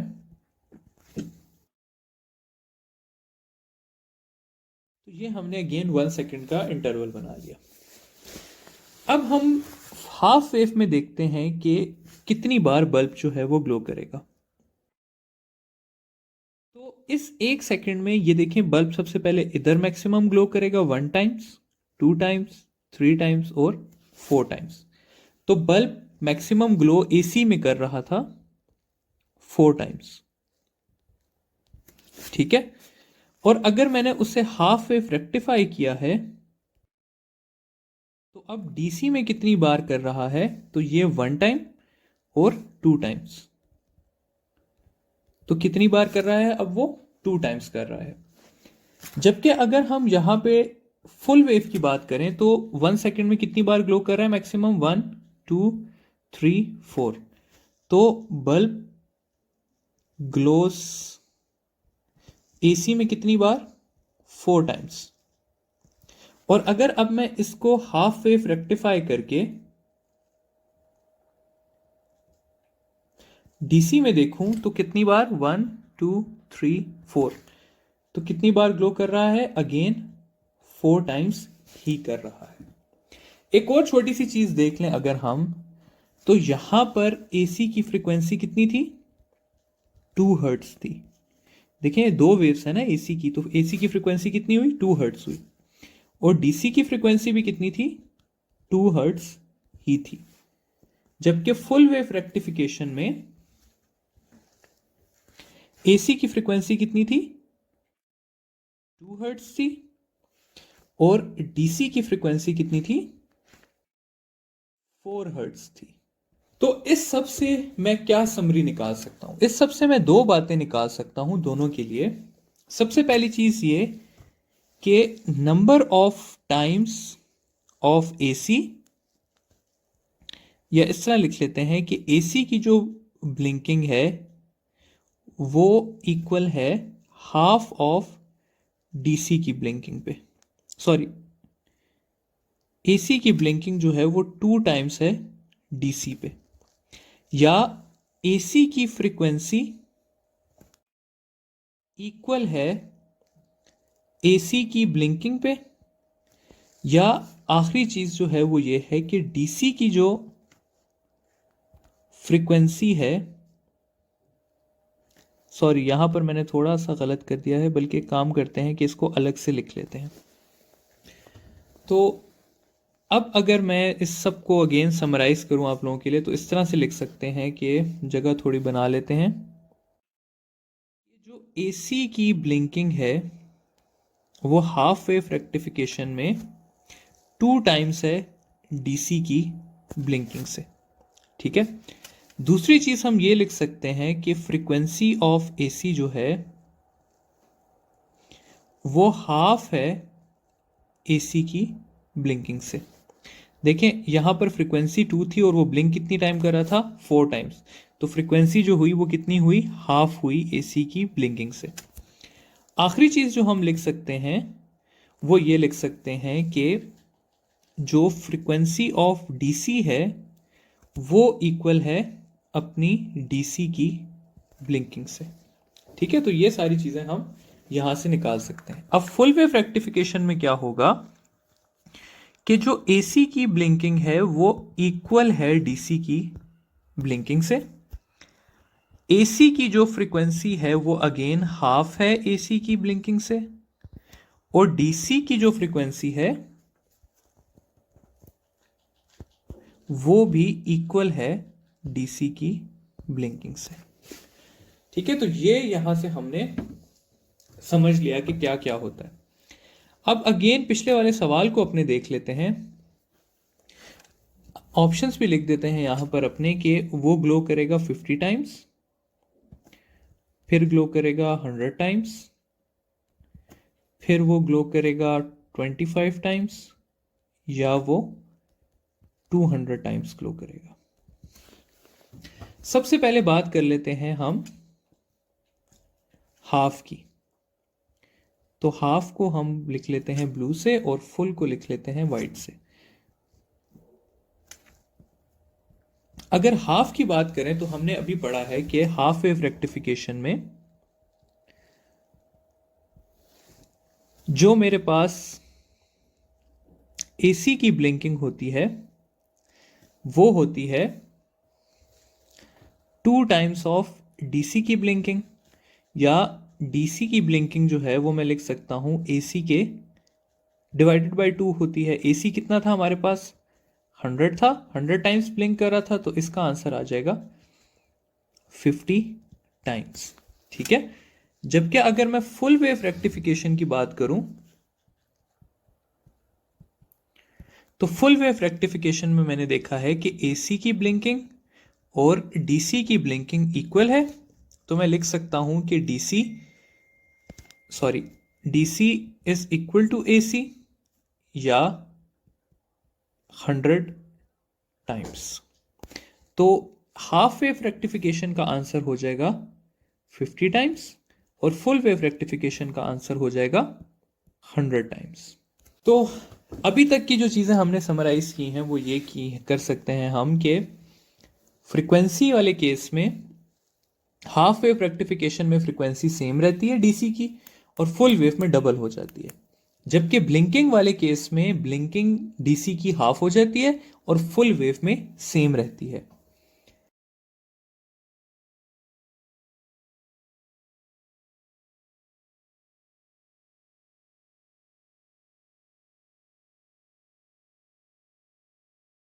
अब अगली जो चीज हमने देखनी है वो हमने देखनी है एसी और डीसी में V R M S I R M S value of rectified DC, और सेकेंडली हमने देखनी है एवरेज वैल्यू या डीसी वैल्यू ऑफ करंट और पोटेंशियल। तो ये दो चीजें हमने देखनी है। हाफ वेव रेक्टिफिकेशन की इसी तरह जिस तरह हम पहले करते आए हैं कि हाफ वेव रेक्टिफिकेशन को और फुल वेव को सेपरेट कर लेते हैं। तो यहां पर हम लिख लेते हैं हाफ वेव अपनी रेक्टिफिकेशन और यहां पे रख लेते हैं फुल वेव रेक्टिफिकेशन। तो स्टूडेंट्स हाफ वेव रेक्टिफिकेशन के लिए जो हमारे पास वी आर एम एस की वैल्यू होती है वो इक्वल होती है वी मैक्स, या इसको सिंपल वी एम भी लिखा जाता है। तो मैं यहां पर छोटा सा लिख देता हूं कि इसको वी एम भी लिखा जाता है, डिवाइडेड बाय 2, जबकि आई आर एम एस की वैल्यू होती है आई मैक्स, या इसको आई एम भी लिखते हैं, डिवाइडेड बाय 2। फुल वेव की आरएमएस की वैल्यू होती है V R M S is equal to V maximum या वी एम डिवाइडेड बाय √2, और आई आर एम एस की वैल्यू होती है आई मैक्स या आई एम डिवाइडेड बाय √2। अब हम अगर एवरेज या डीसी की वैल्यू देखें तो हाफ वेव के लिए वी डीसी इक्वल होता है वी एम बाय पाई, और आई डीसी इक्वल होता है आई एम बाय पाई। और फुल वेव के लिए क्या होता है कि एवरेज या वी डीसी इक्वल होता है 2Vm बाय पाई, और IDC इक्वल होता है 2Im बाय पाई। अब स्टूडेंट्स आप लोगों के माइंड में ये चीज आ रही होगी कि ये VRMS क्या होता है, ये VDC क्या होता है। तो आप लोगों के लिए ये जानना जरूरी नहीं है कि VRMS या VDC क्या होता है, बस आप लोगों ने ये याद रखना है कि पल्सेशंस की जो RMS वैल्यू है उसकी क्या इक्वेशन है, और पल्सेशंस की जो डीसी पल्सेशंस हैं उसकी डीसी वैल्यू क्या है। बस आप लोगों को ये सिर्फ पता होना चाहिए कि VDC कोई चीज होती है, VRMS कोई चीज होती है। ठीक है, तो अगर कभी आप लोगों से फॉर्मूलाज पूछे जाएं जो कि आपसे पूछे जा रहे हैं तो आप लोगों को ये याद होने चाहिए कि क्या क्या किसके लिए यूज होता है। अब आगे हम इसका यूज भी देखेंगे कि कहाँ यूज होता है, जैसे कि रिपल फैक्टर हो गया, एफिशिएंसीज हो गई, तो वहां पर इसका इस्तेमाल भी होता है। ठीक है, अब नेक्स्ट चीज अपनी देखते हैं, जो कि हमारे पास आ जाती है रिपल फैक्टर। इसका सवाल आप लोगों से काफी बार पूछा गया है पिछले टेस्ट्स में कि रिपल फैक्टर क्या चीज होती है और रिपल फैक्टर किसका कितना होता है, इसका फॉर्मूला क्या होता है, एक्सेट्रा एक्सेट्रा। देखिए स्टूडेंट्स, यहां पर हमारे पास आ गई हाफ वेव रेक्टिफिकेशन एक तरफ, और एक तरफ आ गई हमारे पास फुल वेव रेक्टिफिकेशन। फैक्टर क्या चीज होती है? हाफ वेव रेक्टिफिकेशन में देखिए हमारे पास इस तरह का सिग्नल आ रहा होता है, और फुल वेव रेक्टिफिकेशन में हमारे पास इस तरह की चीज आ रही होती है। फैक्टर एक्चुअली हमें ये जो पल्सेशंस हैं इसके बीच का ये जो इंटरवल होता है ना, कि ये कितना फ्लक्चुएशन कर रही है, ये जो ब्लू लाइन है ये बेसिकली क्या है? रिपल है। इसको क्या कहा जाता है कि ये रिपल फैक्टर है। और रिपल फैक्टर के बारे में क्या चीज है कि smaller the ripple factor more is the efficiency. जितना कम रिपल फैक्टर होगा उतनी जो आपके पास वोल्टेज या करंट में चेंजेस हैं वो क्या होंगी? कम होंगी। ठीक है, तो रिपल फैक्टर बेसिकली हमें यह बताता है कि चेंजेस ज्यादा हैं पोटेंशियल और करंट में, यानी कि उसका राइज और फॉल कम है, या राइज और फॉल उसका ज्यादा है। रिपल फैक्टर हमें यह बताता है।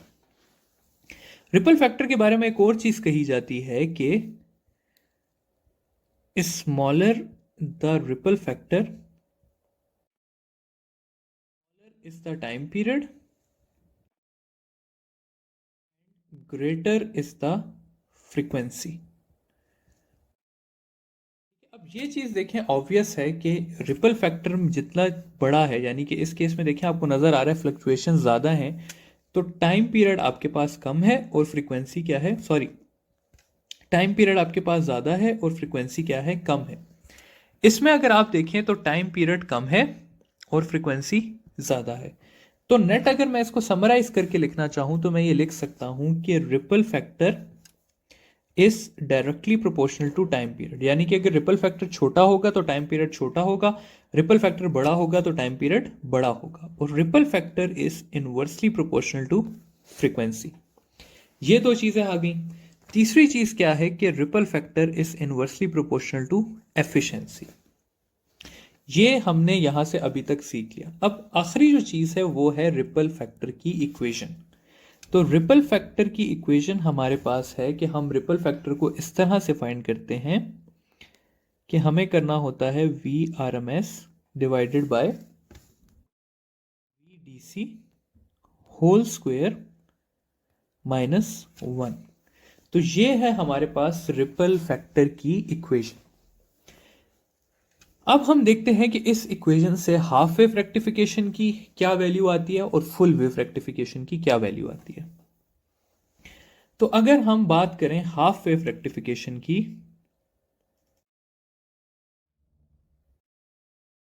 रिपल फैक्टर की इक्वेशन है हमारे पास V R M S divided by V D C whole square -1 whole under the root.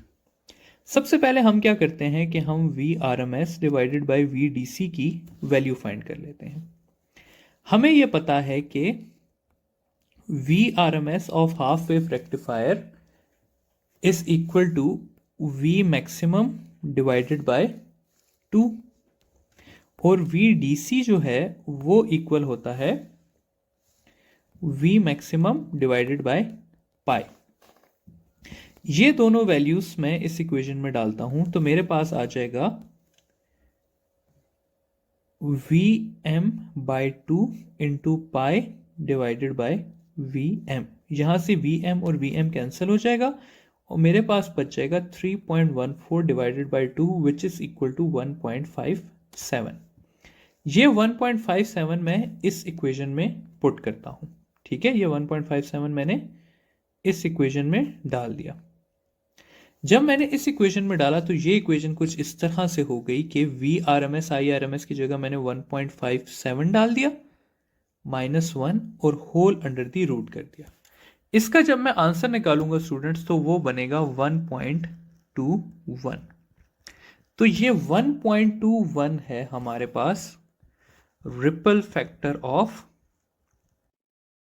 Wave rectification. ठीक है, अब नेक्स्ट में हम देख लेते हैं फुल वेव रेक्टिफिकेशन का रिपल फैक्टर। तो अब हम देख लेते हैं full wave rectification. Again equation हमारे पास सेम वही है, VRMS divided by VDC whole square -1 is equal whole under the root. अब यहां पर भी अगेन हमने VRMS और VDC को सबसे पहले फाइंड करना है। फुल वेव रेक्टिफिकेशन के लिए RMS की वैल्यू होती है मैक्सिमम डिवाइडेड बाय √2 और DC की वैल्यू होती है 2VM डिवाइडेड बाय पाई। ये दोनों जब मैं इस इक्वेशन में पुट करूंगा तो मेरे पास आ जाएगा VM divided by √2 into pi divided bye 2VM। Again VM से VM कैंसिल हो जाएगा और मेरे पास बच जाएगा 3.14 डिवाइडेड बाय 2 और इसका आंसर मेरे पास आ जाएगा 1.110। फिर जब मैं ये 1.110 इस इक्वेशन में पुट करूंगा तो मेरे पास बन जाएगा होल अंडर द रूट 1.110 -1, जिसका आंसर मेरे पास आ जाएगा 0.43। तो ये 0.43 और कुछ जगहों पे ये 0.48 भी लिखा हुआ है। तो ये 0.43 या 0.48 जो है वो है हमारे पास ripple factor of full wave rectifier.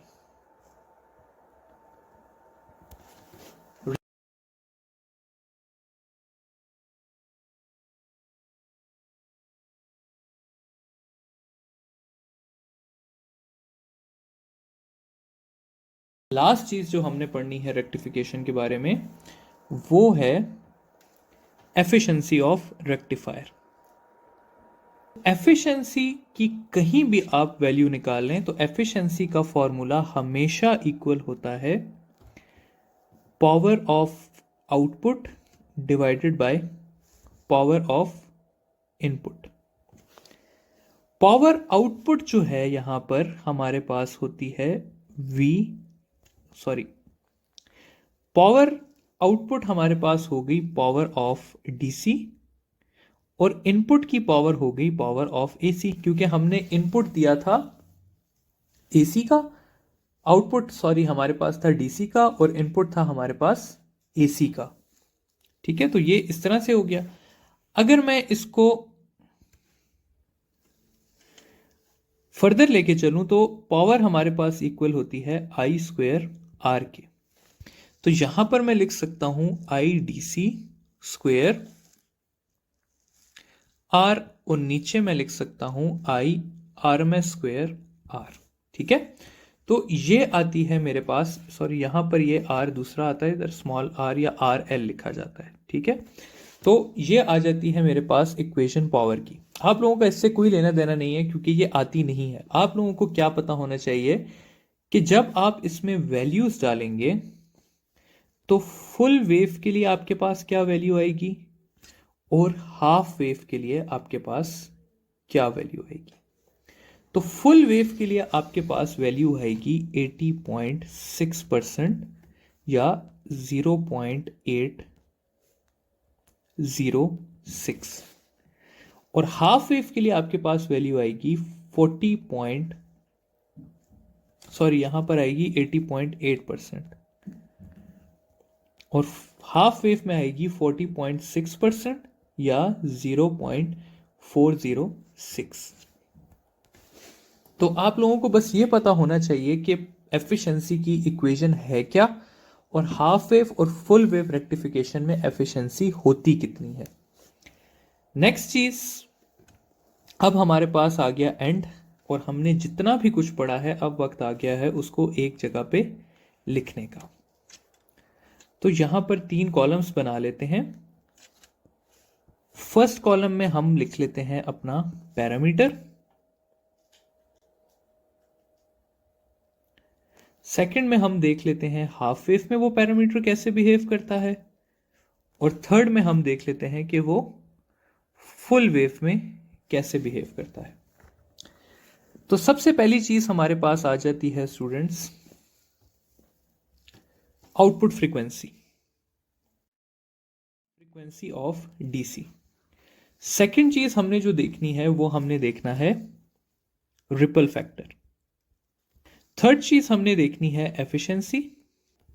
फिर हम लोग देख लेते हैं average DC current and potential, और आखिर में हम देख लेते हैं RMS current and potential.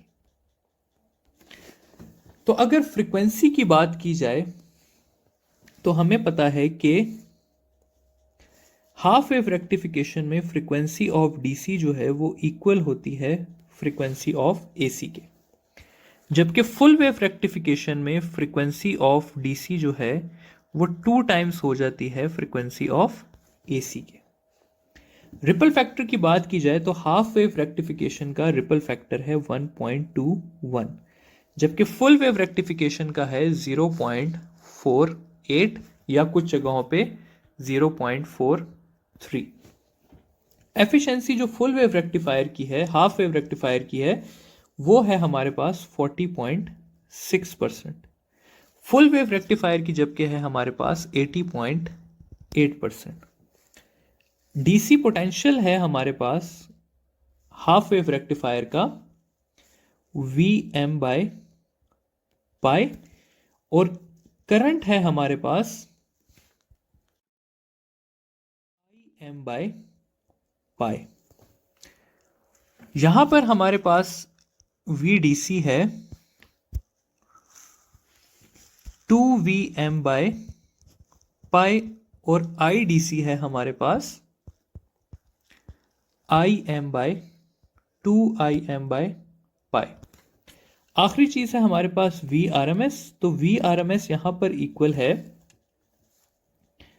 Vm divided bye 2K, और Irms इक्वल है Im डिवाइडेड बाय 2K, जबकि यहां पर जो Vrms है वो इक्वल है Vm divided by under root 2K, और इसी तरह Irms हमारे पास इक्वल है Im divided by under root 2K।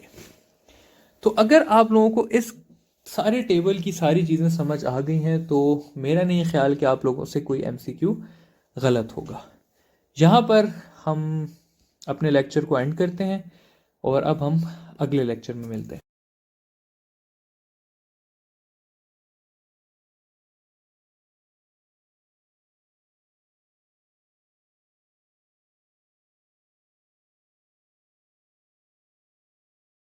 Welcome back to NGcon academy students. और अभी जो है हमने अभी सारा रेक्टिफिकेशन का टॉपिक किया है।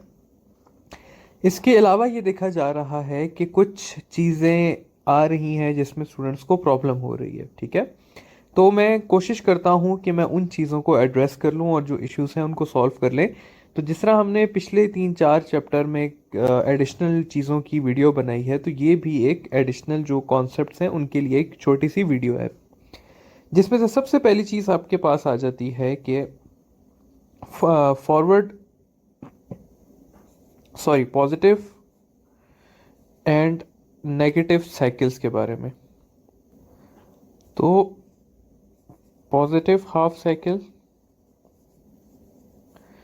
एंड नेगेटिव हाफ साइकिल्स के बारे में थोड़ी सी डिस्कशन कर लेते हैं। सबसे पहले ये चीज़ देख लेते हैं कि पॉजिटिव और नेगेटिव हाफ साइकिल्स हैं क्या।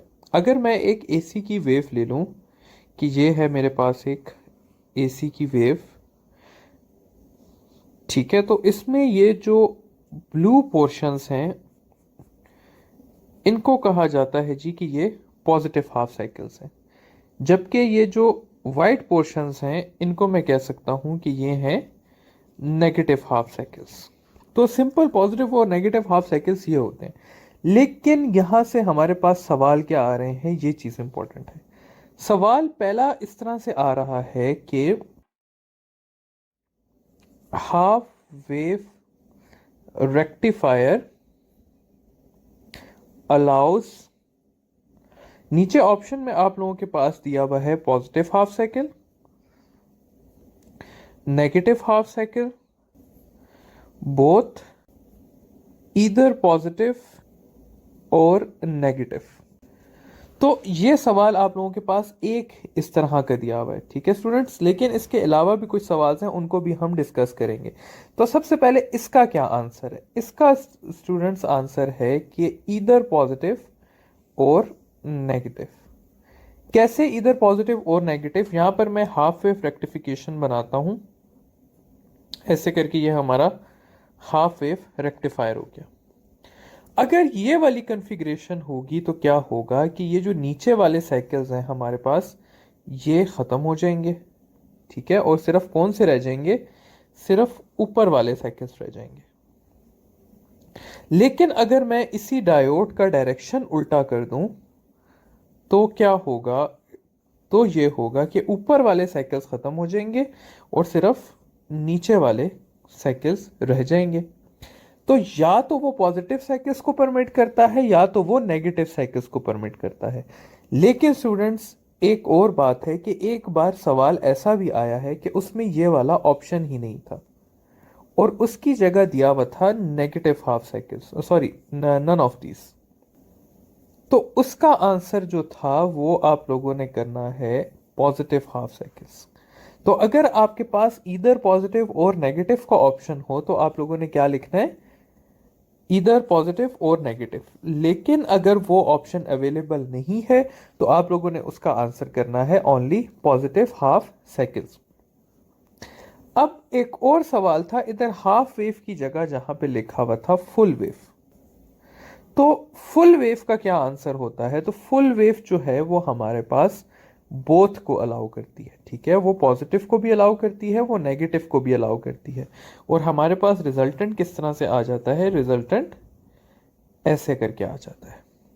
तो ये सवाल जो 3 किस्म के थे, ये आप लोगों के अभी जो लास्ट 2 साल के पेपर थे उसमें रिपीटेडली आए हुए थे कि हाफ वेव रेक्टिफायर किन साइकिल्स को अलाउ करता है और फुल वेव रेक्टिफायर किन साइकिल्स को अलाउ करता है।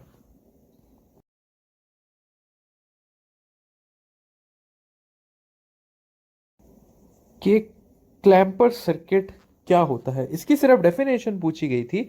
लेकिन मैं आप लोगों को इसकी थोड़ी सी डिटेल भी बता देता हूं क्योंकि पता नहीं लगता कि डिटेल आएगी या नहीं आएगी। तो क्लैंपर सर्किट जो है वो हमारे पास एक रेक्टिफायर सर्किट है that converts AC to DC without changing the wave form. तो इसका क्या मतलब है कि without changing the wave form? तो इस तरह होता है स्टूडेंट्स कि अगर मैं एक ग्राफ की लाइन ड्रॉ करूं जिसमें नीचे हमारे पास नेगेटिव है, ऊपर हमारे पास पॉजिटिव हाफ साइकिल्स हैं, और इसको मैं कन्वर्ट करूं with the help of clamper circuit, तो अगर ये एसी की वेव होगी ऐसी, तो ये वेव एग्जैक्ट उठ के आ जाएगी इधर और इसकी शक्ल कुछ इस तरह से बन जाएगी।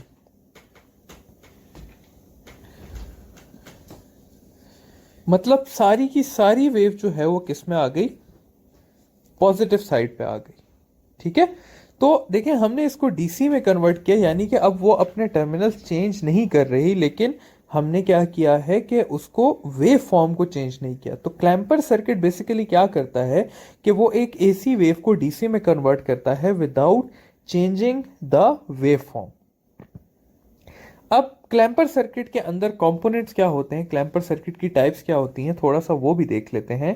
तो अगर मैं सर्किट डायग्राम बनाना चाहूँ क्लैंपर सर्किट की, तो क्लैंपर सर्किट्स में जो है स्टूडेंट्स वो क्या होता है कि इस तरह से हमारे पास एक एसी पोटेंशियल होता है और ये एसी पोटेंशियल के साथ सबसे पहले एक कैपेसिटर लगा होता है, फिर इस कैपेसिटर के साथ हमने एक पीएन जंक्शन लगाया हुआ होता है, ठीक है, और पीएन जंक्शन के साथ जो है, और ये कॉम्बिनेशन जो है वो आपके साथ कनेक्ट हुई हुई होती है लोड रेजिस्टर के साथ। तो यहाँ पर आपका लोड लगा होता है, जो भी आपने सर्किट चलाना है उसको लोड कहा जाता है, लोड रेजिस्टर। तो ये है क्लैम्पर सर्किट की सर्किट डायग्राम। क्लैम्पर सर्किट में क्या होता है, एक पीएन जंक्शन डायोड होता है और एक कैपेसिटर होता है। ये ब्लू वाला जो है ये आपके पास कैपेसिटर है और ये येलो जो है ये डायोड है। तो अब क्लैम्पर सर्किट के बारे में एक और चीज थोड़ी सी डिस्कस कर लेते हैं कि क्लैम्पर सर्किट्स तीन टाइप्स का होता है, लेकिन दो टाइप्स हमारे लिए ज्यादा इंपॉर्टेंट है। एक चीज जो है वो पॉजिटिव क्लैम्पर सर्किट है और दूसरी चीज जो है वो नेगेटिव क्लैम्पर सर्किट है। पॉजिटिव क्लैम्पर सर्किट क्या करता है कि अगर ये हमारे पास एसी पोटेंशियल है तो पॉजिटिव क्लैम्पर सर्किट इसको कुछ इस तरह बना देगा, यानी कि ये सारे सर्किट को किधर ले गया, पॉजिटिव साइड पे ले गया। और नेगेटिव क्लैम्पर सर्किट क्या करता है कि वो सारे सर्किट को नेगेटिव साइड पे ले आता है। तो ये है फर्क पॉजिटिव और नेगेटिव क्लैम्पर सर्किट का। और इसको बनाने के लिए सिर्फ हमें जो है वो डायरेक्शन ऑफ जो पीएन जंक्शन डायोड है वो चेंज करना पड़ता है। यानी कि अगर जिस तरह पहले लगा था तो वो पॉजिटिव था, अगर उसी को हम उल्टा करके लगा दें तो ये नेगेटिव क्लैम्पर सर्किट बन जाएगा। तो ये है क्लैम्पर सर्किट्स। क्लैम्पर के बाद एक और जो चीज पूछी जा रही थी वो थी क्लिपर सर्किट।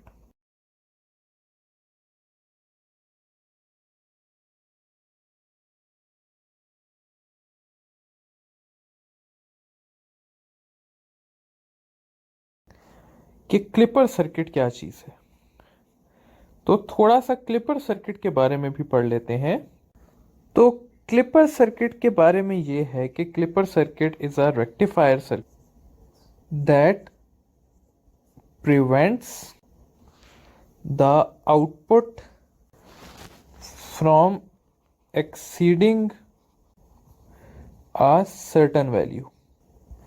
ठीक है, तो क्लिपर सर्किट का मकसद क्या है, देखिए मैं आपको सिंपल तरीके से अगर समझाना चाहूँ तो ये अगर क्लिपर सर्किट है, ये आपके पास ओरिजिनल एसी पोटेंशियल है और आप चाहते हैं कि सिर्फ इतना पोर्शन जो है वो आपके पास आउटपुट में आए, ये जो ये वाला पोर्शन है, यानी कि आउटपुट आपकी कुछ इस तरह से दिखती हो। तो ये है क्लिपर सर्किट, कि क्लिपर सर्किट क्लिप कर देता है एक स्पेसिफिक पोर्शन को। क्लिपर सर्किट कैसे काम करता है, उसकी कितनी टाइप्स हैं, तो क्लिपर सर्किट दो टाइप्स में ऑपरेट करता है। एक होता है क्लिपर सीरीज सर्किट और दूसरे को कहते हैं clipper parallel circuit. Clipper series circuit में क्या है कि एक एसी पोटेंशियल जो है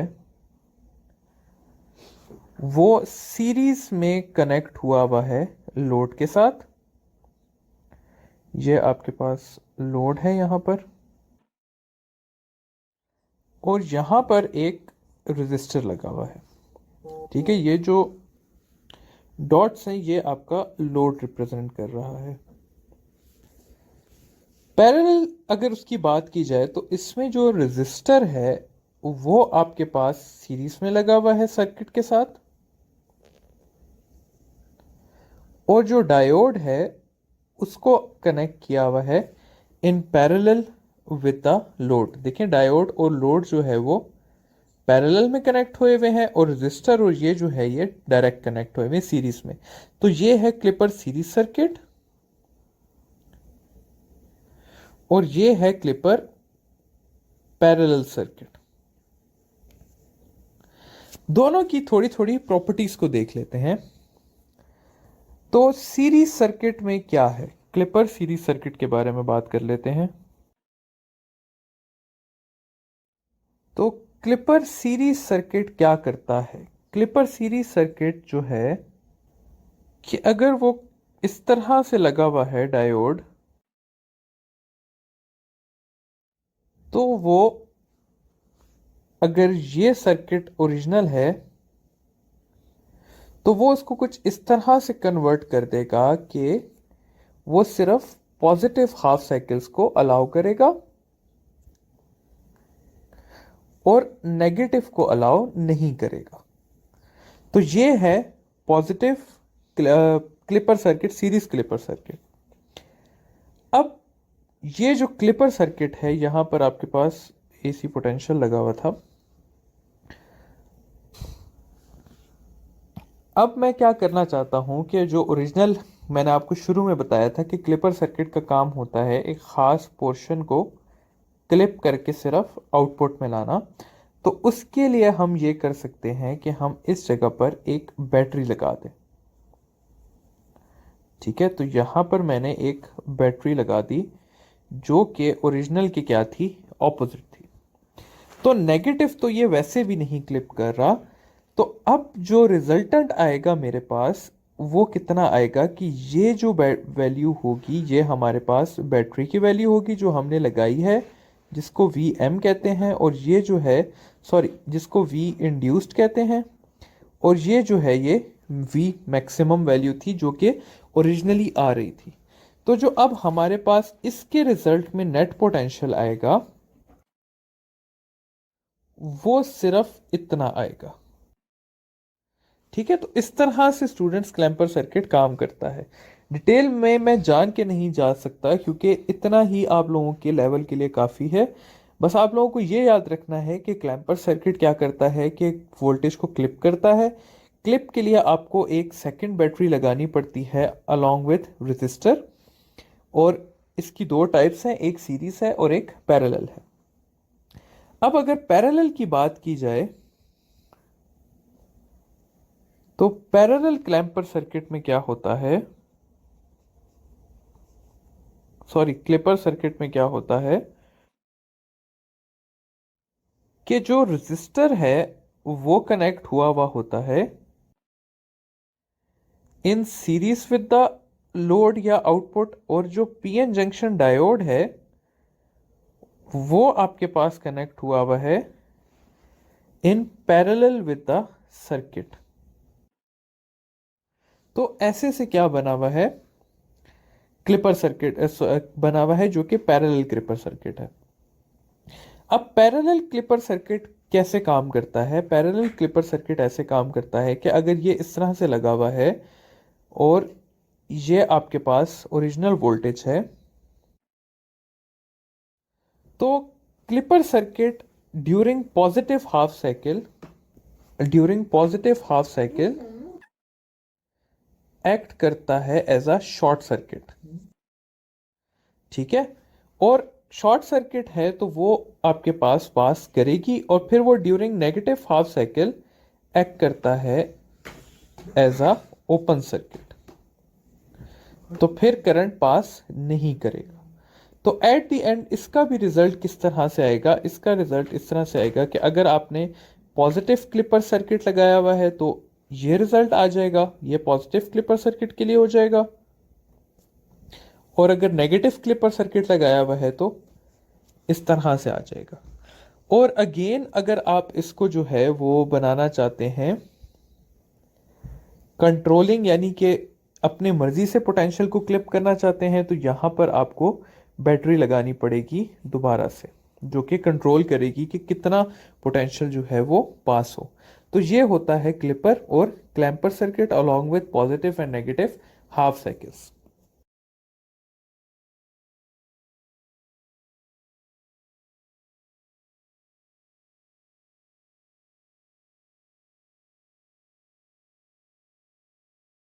welcome back students to NGcon academy.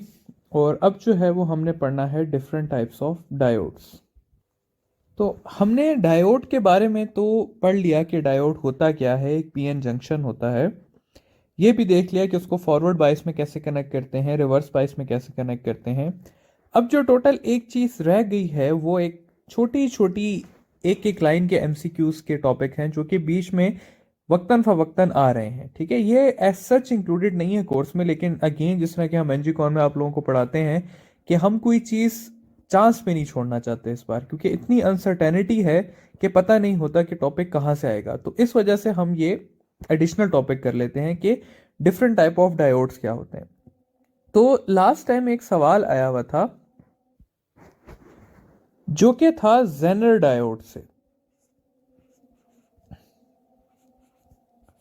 तो सबसे पहले जेनर डायोड ही कर लेते हैं कि जेनर डायोड क्या होता है। सबसे पहले जेनर डायोड का सिंबल मैं आप लोगों को बताता चलूं। देखिए, सिंपल डायोड का ये सिंबल होता है। जेनर डायोड का सिंबल जो है वो थोड़ा सा डिफरेंट होता है, वो इस तरह से होता है। ठीक है, ये है जेनर डायोड का सिंबल। और जेनर डायोड की खसूसियत क्या है कि ये परमिट करता है रिवर्स बायस को after a certain potential limit. ठीक है, इसको समझाने के लिए क्या है कि कंसिडर करें, सबसे पहले आपके पास एक नॉर्मल डायोड है। नॉर्मल डायोड किस तरह से वर्क करता है कि अगर वो फॉरवर्ड बाइस में लगा हुआ है, ये एक नॉर्मल डायोड है, तो फॉरवर्ड बाइस में ये करंट को कंडक्ट करेगा। ठीक है, और रिवर्स और जो इसका, अगर मैं इसके टर्मिनल्स को उल्टा कर दूं, यानी कि मैं डायोड को ऐसे करके लगा दूं, तो ये करंट कंडक्ट नहीं करेगा। ठीक है, ये है आपके पास सिंपल नॉर्मल डायोड जिसे हम कहते हैं। जेनर डायोड की अगर बात की जाए तो जेनर डायोड कुछ इस तरह से बिहेव करता है कि अगर ये सर्किट है और जेनर डायोड यहां पर लगा हुआ है, तो जेनर डायोड पॉजिटिव को तो नॉर्मली कंडक्ट करेगा। ठीक है, पॉजिटिव को वो, लेकिन नेगेटिव की उसकी कोई वैल्यू होती है। यानी कि अगर मैं यहां पर सर्किट को चेंज करके इस तरह करके लगा दूं, यानी कि इसे मैं रिवर्स बायस कर दूं, तो अब ये रिवर्स बायस हो गया। अब इसकी एक वैल्यू होती है, लेट से इसकी कह देता हूं मैं कि इस वाले डायोड की 3 वोल्ट थी वैल्यू, जेनर डायोड की 3 वोल्ट थी। क्या होगा, तो ये होगा कि अगर इस बैटरी का पोटेंशियल 2 वोल्ट है, कुछ नहीं पास होगा। 1 वोल्ट है, कुछ नहीं होगा। 3 वोल्ट है, कुछ नहीं होगा। जैसे ही ये 3 से ऊपर जाएगा तो ये रिवर्स में भी कंडक्शन करना शुरू कर देगा। ठीक है, तो जेनर डायोड बेसिकली क्या करता है कि रिवर्स में भी अगर एक खास हद से ऊपर पोटेंशियल चला जाए तो वो करंट को कंडक्ट करना शुरू कर देता है। ये है जेनर डायोड।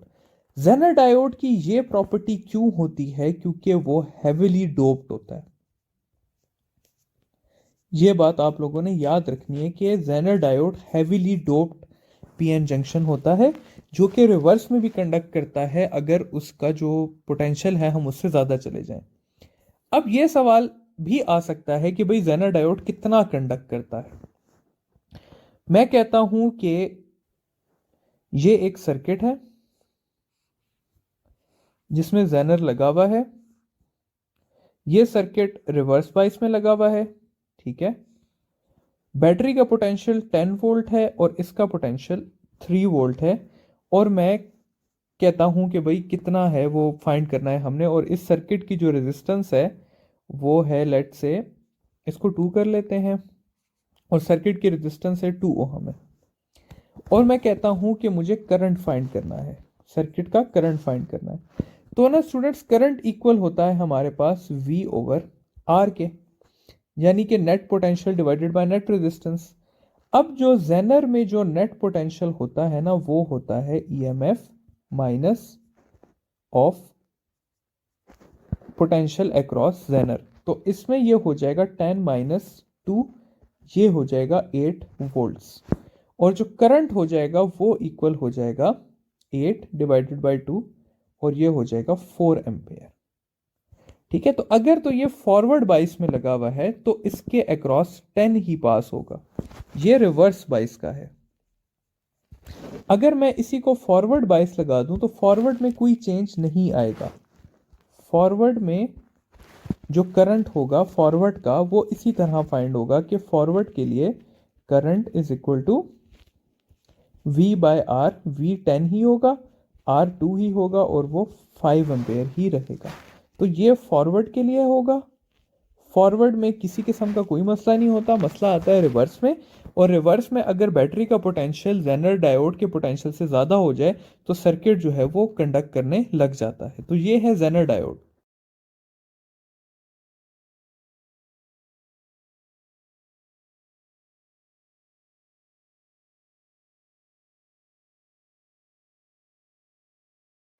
कि लाइट एमिटिंग डायोड क्या चीज़ है। लाइट एमिटिंग डायोड एलईडी एक रेवोल्यूशनरी चीज़ है जिसने आके सारी दुनिया को बिल्कुल चेंज कर दिया। अब जितने हमारे बल्ब्स हैं सारे एलईडी बल्ब्स हैं, जितने टीवीज बन रहे हैं सारे एलईडी बन रहे हैं, गाड़ियों की लाइट्स एलईडी हैं, जितनी चीज़ें हैं वो एलईडी से ही बनती हैं। एलईडी क्या चीज़ है, किस तरह है? तो एलईडी एक बहुत सिंपल सी चीज़ है। एलईडी एक स्पेशल टाइप ऑफ सेमीकंडक्टर है। सेमीकंडक्टर है, पीएन जंक्शन है, जो कि बना हुआ है यूजली गैलियम आर्सेनाइड से या फिर गैलियम आर्सेनाइड फॉस्फाइड से। तो ये दो मटेरियल्स हमारी बुक में मेंशन है कि जो लाइट एमिटिंग डायोड है वो इस तरह से बना हुआ है। अब स्टूडेंट्स इस तरह होता है कि अगर मैं एक पीएन जंक्शन ड्रॉ कर दूं, एक सेमीकंडक्टर ड्रॉ कर दूं और उसको मैं कनेक्ट कर दूं सर्किट के साथ, तो एक तरफ होते हैं इलेक्ट्रॉन्स, दूसरी तरफ होते हैं होल्स। और जब इलेक्ट्रॉन जो है वो होल में जाता है तो एनर्जी रिलीज होती है। लेकिन जो वो एनर्जी है वो इतनी कम होती है कि वो लाई करती है हमारे पास इंफ्रारेड रीजन में। ठीक है, वो एनर्जी जो है वो लाई करती है इंफ्रा रेड रीजन में और वो हमें विजिबल नहीं होती। लाइट एमिटिंग डायोड में थोड़ी सी मॉडिफिकेशन हुई होती है इन मटेरियल्स की वजह से। और जब इलेक्ट्रॉन जो है वो जाता है और होल को कवर करता है या होल की तरफ जाता है तो एनर्जी जो रिलीज होती है लाइट एमिटिंग डायोड में वो लाई करती है विजिबल रीजन में। और जब वो विजिबल रीजन में लाई करती है तो फिर वो हमें नजर आती है। ठीक है, तो ये है बेसिकली सारा प्रोसेस लाइट एमिटिंग डायोड का। सिंपल क्या है कि जब हम उसे कनेक्ट करते हैं तो उसमें इलेक्ट्रॉन जाता है होल की तरफ। जब वो जाता है तो वो एनर्जी रिलीज करता है और अगर वो एनर्जी विजिबल रीजन में लाई करती है तो वो डायोड हमें लाइट एमिट करता हुआ नजर आता है। तो ये है सेकंड टाइप ऑफ डायोड जो कि था लाइट एमिटिंग डायोड। थर्ड कर लेते हैं। थर्ड है हमारे पास फोटो डायोड। फोटो डायोड जो है वो है कि it is a type of a diode that detects या works in the presence of light. ठीक है, तो ये ऐसा डायोड है या तो वो डिटेक्ट करता है लाइट को या तो वो वर्क करता है इन द प्रेजेंस ऑफ लाइट। ठीक है, तो ये है फोटो डायोड। अब फोटो डायोड में होता क्या है? फोटो डायोड एक पीएन जंक्शन है। अगेन ये पीएन जंक्शन है।